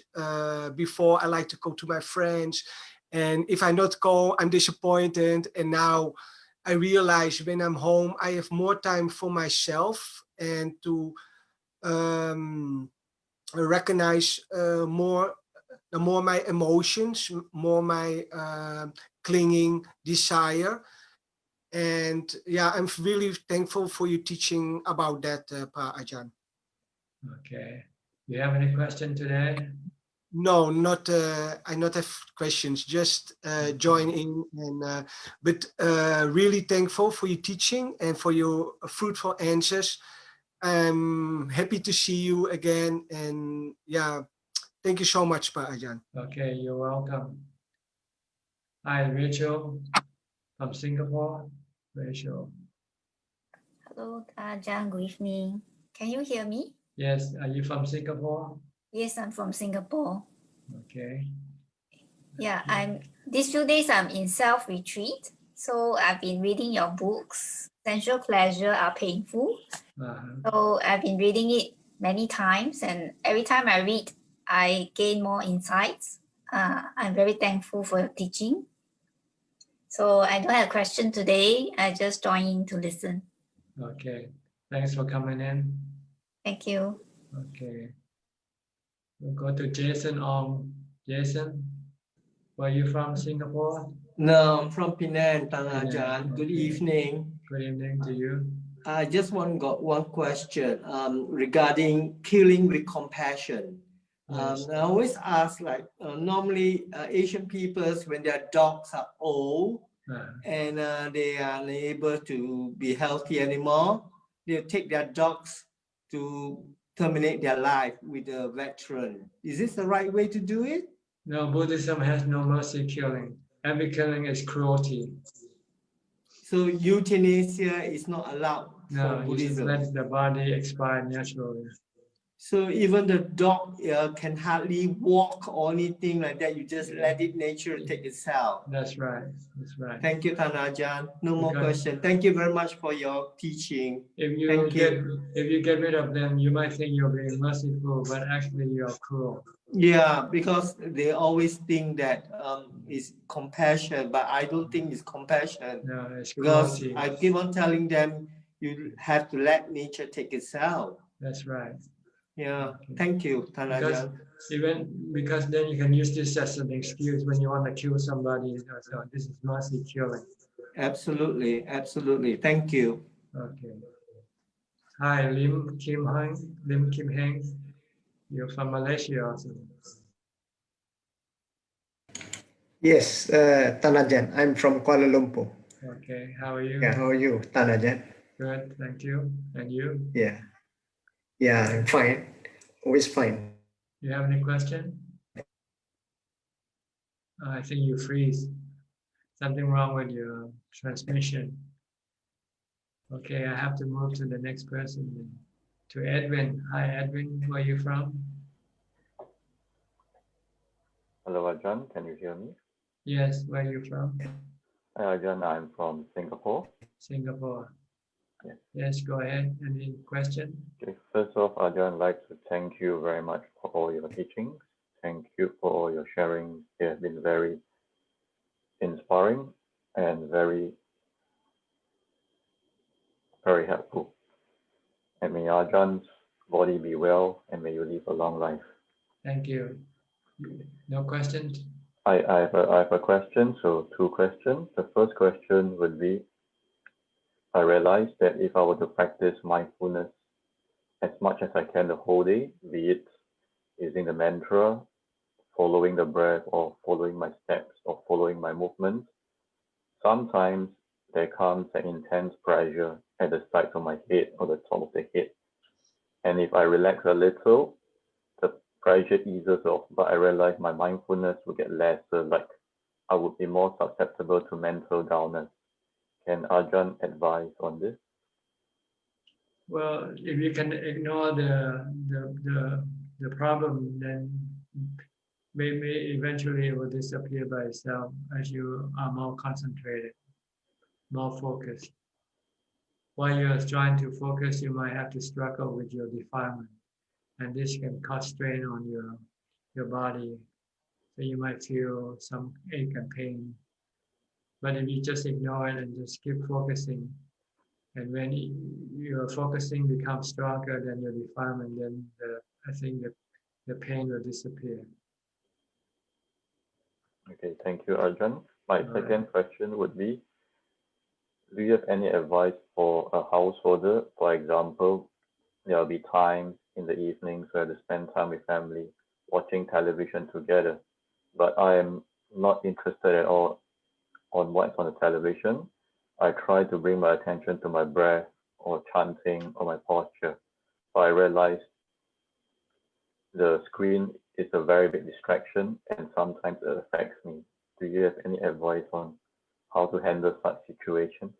Well, if you can excuse yourself and go to your room and meditate, you say you're not interested in watching. I don't think people will feel bad about it, because if they feel bad and you feel that you have to watch with them, then you just have to accept your situation, I guess. Ajahn, do you have time for one more question for me? Yes, go ahead.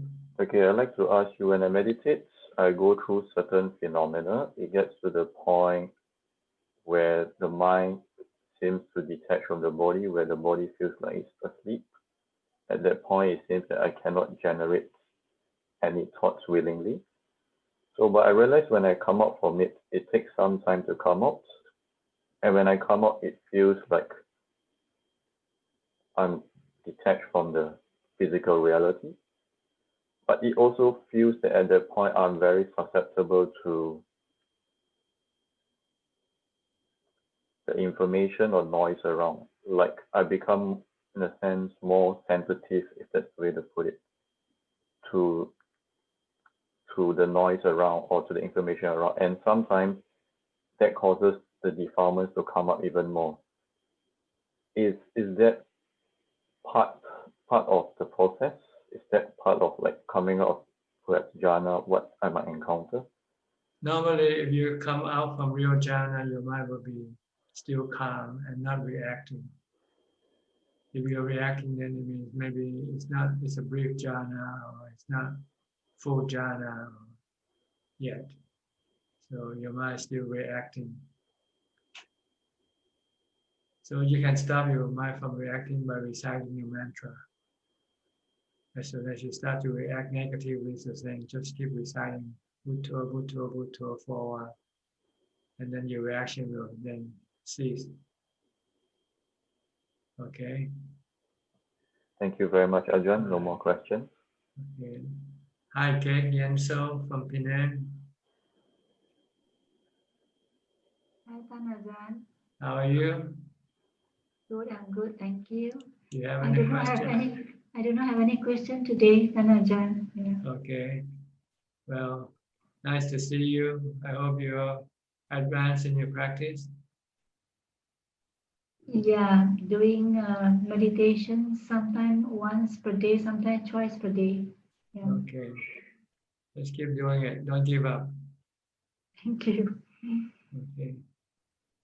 Let me say hello to Venerable Kema Chara, India. How are you? Yes, Venerable. Namaste. I am from India.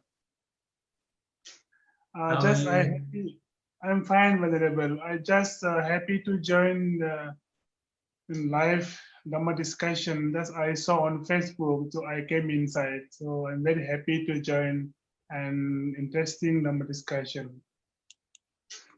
Yes. How long have you been in Rome? How long have you ordained? Venerable, I'm 23 Vasa. 23 Pansa. And Yes. which part of India are you in? I was in Hyderabad, but at present I am staying in Tripura, my hometown, Tripura. Are there many Buddhist monks there? Yes, I'm a Buddhist monk. Are there many Buddhist monks with you? Many other monks? Yes, we have a Buddhist monk staying with me, the 33 or 34 monks. 93 and 94 monks. Yes, we have the novice monk and also the bhikkhu. Okay. We have the Dhammadipa school and Dhammadipa Buddhist Monastic Institute in Tripura state. All right. Yes, Venerable. Nice talking to you. Nice to talk to you. Okay. I think, has everybody been given the chance to answer, talk? I think Yanasami and haven't yet Yanasangwararam, you want to say something? Hello, Bante. Hi, from Lebanon. Yes, from Lebanon. I wanted to talk about some experience I had yesterday at night. I was watching some Jataka stories about Buddha's past life. Then I felt like inspired to meditate. But that meditation session was very, very strong. It was like some electric current was going through my body. This is as best as I can describe it. It was very intense experience, and the focus was like laser sharp. And I was just surprised, like why that was happening, and if it was related to what I was watching, because it kind of inspired my mind. It was talking about like virya parami. That's right. I think It was talking. Yeah, what you watch can inspire you or can Yes, discourage you. Depends on what you watch. yes, that was why I'm planning to watch more of these documentaries. Jataka It was stories. about Mahajanaka. Yeah. The Prince Mahajanaka. The 10 lives of the Buddha. The 10 lives of the Buddha. Yeah, made by the Dhammakaya temple. Mm-hmm. Yes. And I just wonder why I can't have that kind of laser sharp focus every time I sit for meditation. Because you lack the inspiration, so that's why you have to keep watching these Dhamma stories to inspire you. Because you haven't yet have the inspiration in yourself yet. But once you have the inspiration in yourself, then you don't need to watch this thing. Yes. So at this time, you know how to inspire yourself. So how can we inspire ourselves and not rely on some documentaries? When you succeed in your meditation, then you'll become inspired by the success of your meditation. Then you want So more it's and like more. That's like the Buddha says, we get confidence once we attain the second jhana. Is that what it means? Confidence in the Dhamma? Whatever, I'm not sure whether he said that or not, but if you say so. But when you start to experience the result of your meditation, then you'll start to become inspired. Because like working and you start to getting paid, you know, as soon as you get paid, then you become more inspired to work. Yeah. You have to be rewarded, see, in order to be inspired. It's true. We do get discouraged even after practicing for almost 10 years. And I kind of resonated with what some other practitioner, I think his name was Eric, was talking about it. Yes. And after so much time, you kind of, things happen and you kind of lose, not like lose faith or lose inspiration or lose momentum. I don't know like which is the right word, but that's you why kind you of need need to be something. near. You need to be near an experienced teacher. He'll keep inspiring you. Yes, and I told you, right? I'm going to Thailand. Yes, I think I answered your question already. You have to contact my assistant, and they will give you the information that you need. Okay, I will contact her. Okay. Is that about it for you now? For now? Yes, thank you, Ajahn. Then we go to Chan Hua Jun, I think from Hong Kong, right? Yeah. Yes, from Hong Kong. Thank you very much, Ajahn. Nice to see you. How are you? Good, thank you. I have some question concerning like my practice. Like I'm now meditating and with the method of like reciting the mantra Buddha Buddha and being mindful of the rising and dropping of my abdomen. Is that all right? Yes, yes, you can use either one. Can I use both, and can it lead me to the first jhana? If it can stop your thinking, then it's okay. Thank you very much. And I have several more questions. So I'm also very I also want to achieve the contemplation as you have mentioned, but now the situation is that I'm a bit better, but the situation is that I still do not have thoughts myself. For a normal person, the sati is very strong like this. But for me now, the sati is very weak, very soft and even my thinking is very soft, very slow. So when I'm reciting Buddha in my daily life, and sometimes I can feel that my thoughts simply wander away around, and but when I start to realize that, and it's very slow for me to drag it from the state of wandering around to let it back. So how to improve this situation, may I ask? You just have to keep reciting your mantra or do some chanting.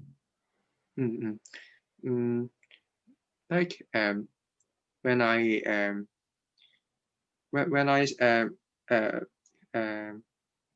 recite chant Buddha, the mind is very tired and always very tired.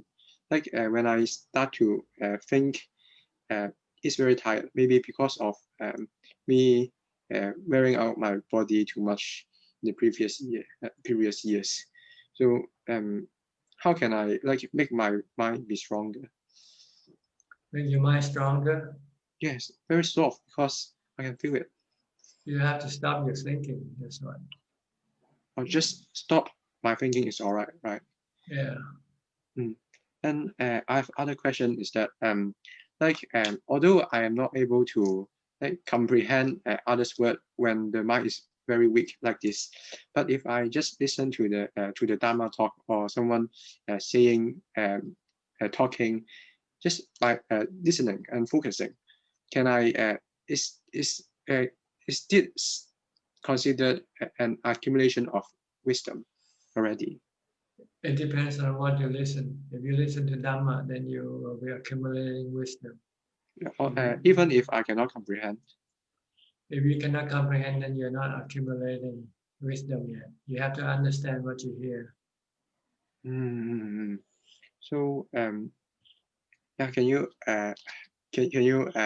bless me to have a better and improved brain function, Ajahn? This is something that it has to come from you, not from me. You have to improve your mindfulness, and then your mind will be better.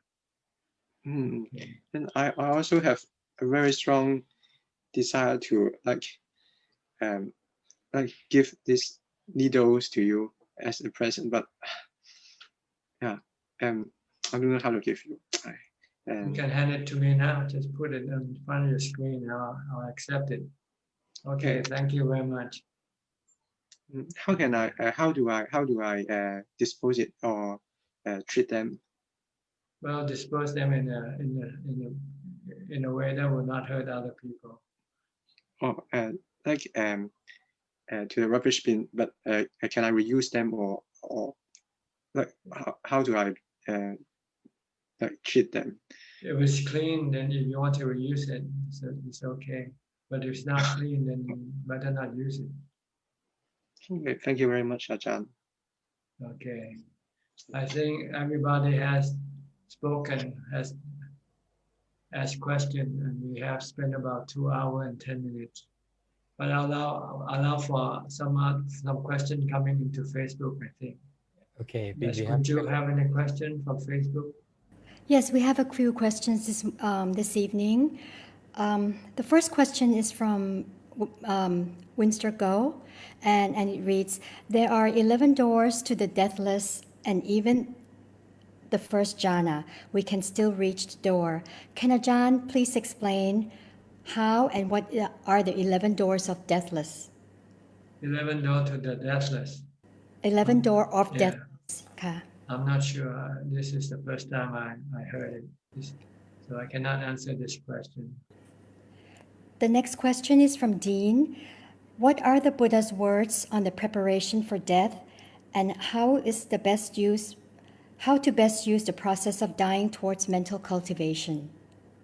By watching your breath. If you breathe in and you don't breathe out, you die. If you breathe out and you don't breathe in, you die. That's how you prepare for death. Look at your breath. If you're still breathing, then you're not dying. But as soon as you stop breathing, then you're dead.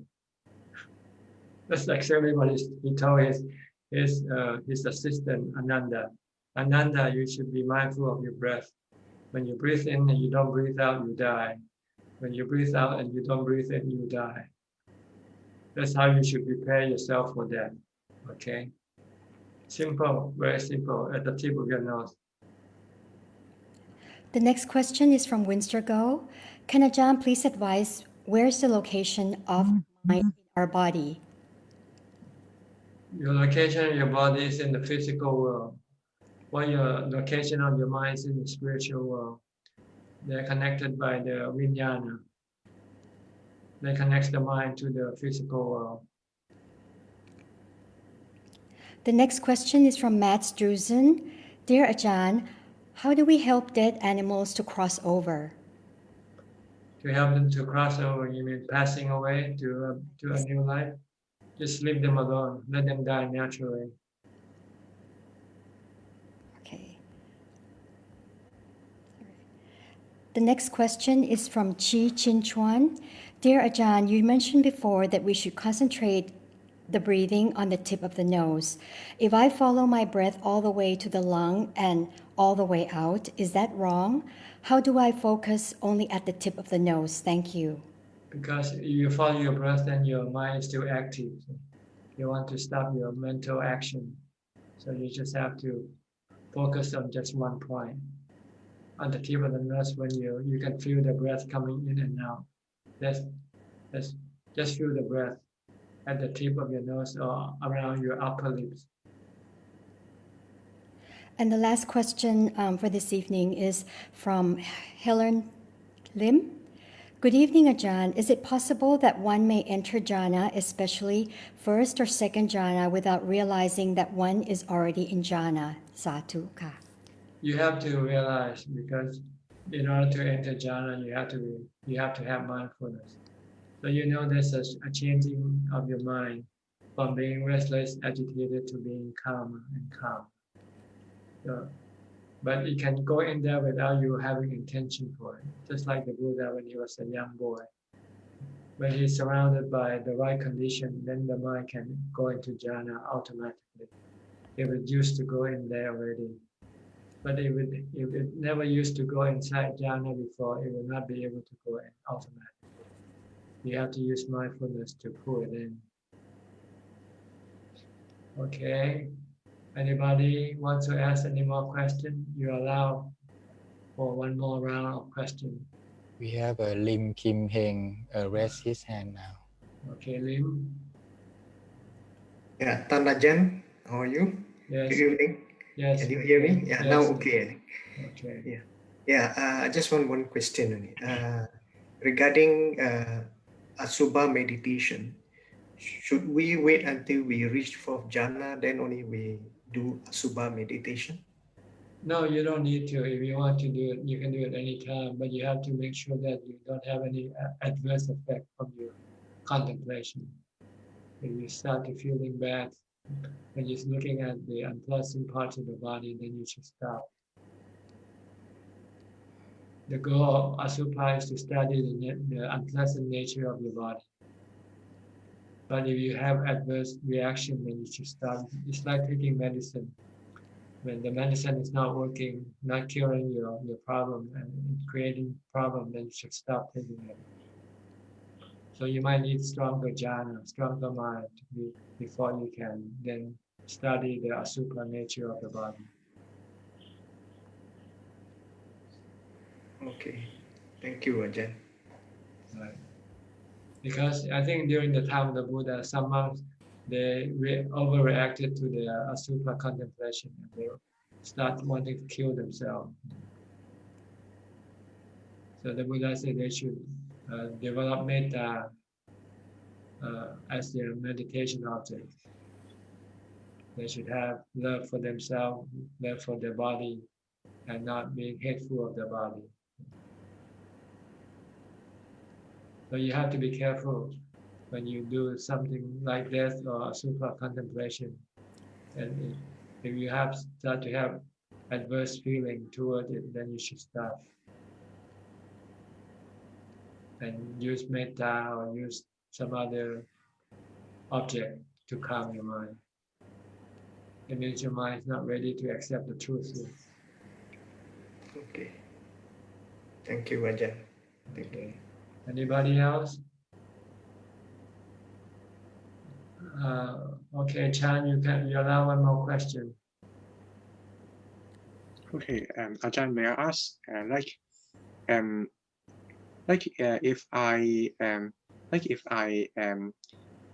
not able, if one person is not able to work, and rendering that his parents have to feed him even he's very old, then is he accumulating bad karma, and how to reduce it if that is it? No, he actually is reaping the bad karma, making him not able to feed himself. So he has to rely on the generosity of other people. If you have generous people, then they'll look after you. But if you have not generous people, they might leave you for dead, let you die. I still cannot work because my cognitive function is not well enough. So if this problem sustains, is being ordained as a monk can help me accumulating more merits? No, but I think you probably will not be accepted to become a monk because you cannot take care of yourself. In order to be a monk, you have to be able to take care of yourself, not relying on other people. Okay, thank you. Or even a white cloth. How about white cloth? Same thing. When you live in the temple, you have to be able to look after yourself. Okay, thank you, Ajahn. Okay. Anybody else? Raise your hand, Sri. Okay. Sri and check. Hello, Ajahn. I have a question. Can you hear me? Yes, very well. Okay. Our body get tired. That's natural process, right? Will the mind get tired, or just defilement make it feel like it gets tired? Both. The defilement can make you feel tired when you're facing with difficulties. But you can also get tired from using the mind too much, overtaxing your mind. Like if I give too much Dhamma talk, I can get mental fatigue also. But this is not defilement. It's from overusing your mind. It needs some rest also, just like the body. Okay. Is that it? Yeah. Thank you. Okay. Thank you, Anybody Ajahn. else? Philip? Okay, Joseph, you raise your hand. Please go ahead. Yeah, Ajahn, in the medical field, I think there's a saying that people say, listen to your body. If you're not feeling well, you will know it by listening to your body. So this a bit contradicts the Buddhist belief that if we feel uncomfortable in our body, just remain with it and know that it is impermanent, that it will go away. Yeah.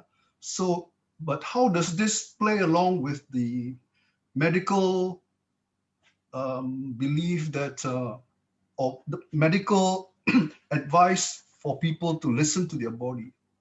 I think they're talking about the body alone. See?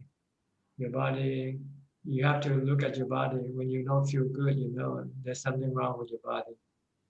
When you eat too much, you feel your body feel bad. Or you don't have enough sleep, your body feel bad. See? This is physical they're talking about. They don't know too much about mental things. Or either physical or real diseases like life-threatening diseases. That's right. You really feel the pain in the body. Yeah, then you know there's something wrong with the body. Right, right. Okay. Okay, thank you. Okay. I think we have a monk who just came in, Kurun Negoda Namaloka. Hi, how are you? Where are you from? Please unmute your microphone. You have to unmute your microphone. Yes, I'm right now. I'm in Sri Lanka. From Sri Lanka. Yeah, but I'm a Sri Lankan American. So actually, I'm very happy to hear Venerable Ajahn. It was a wonderful Dhamma discussion, and I want to know if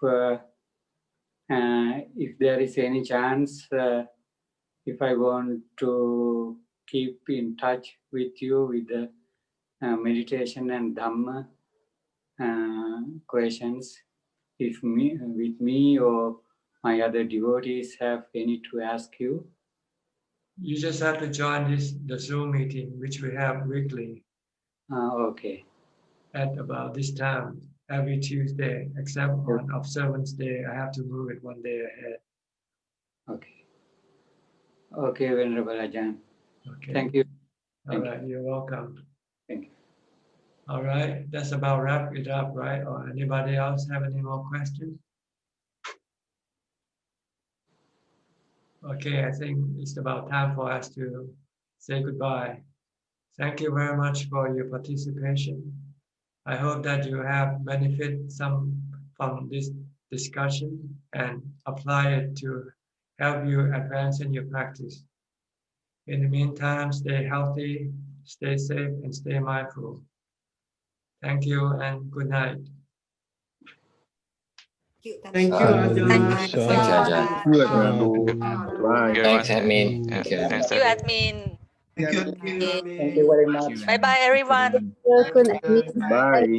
Bye. Thank you. Bye. Bye. Bye.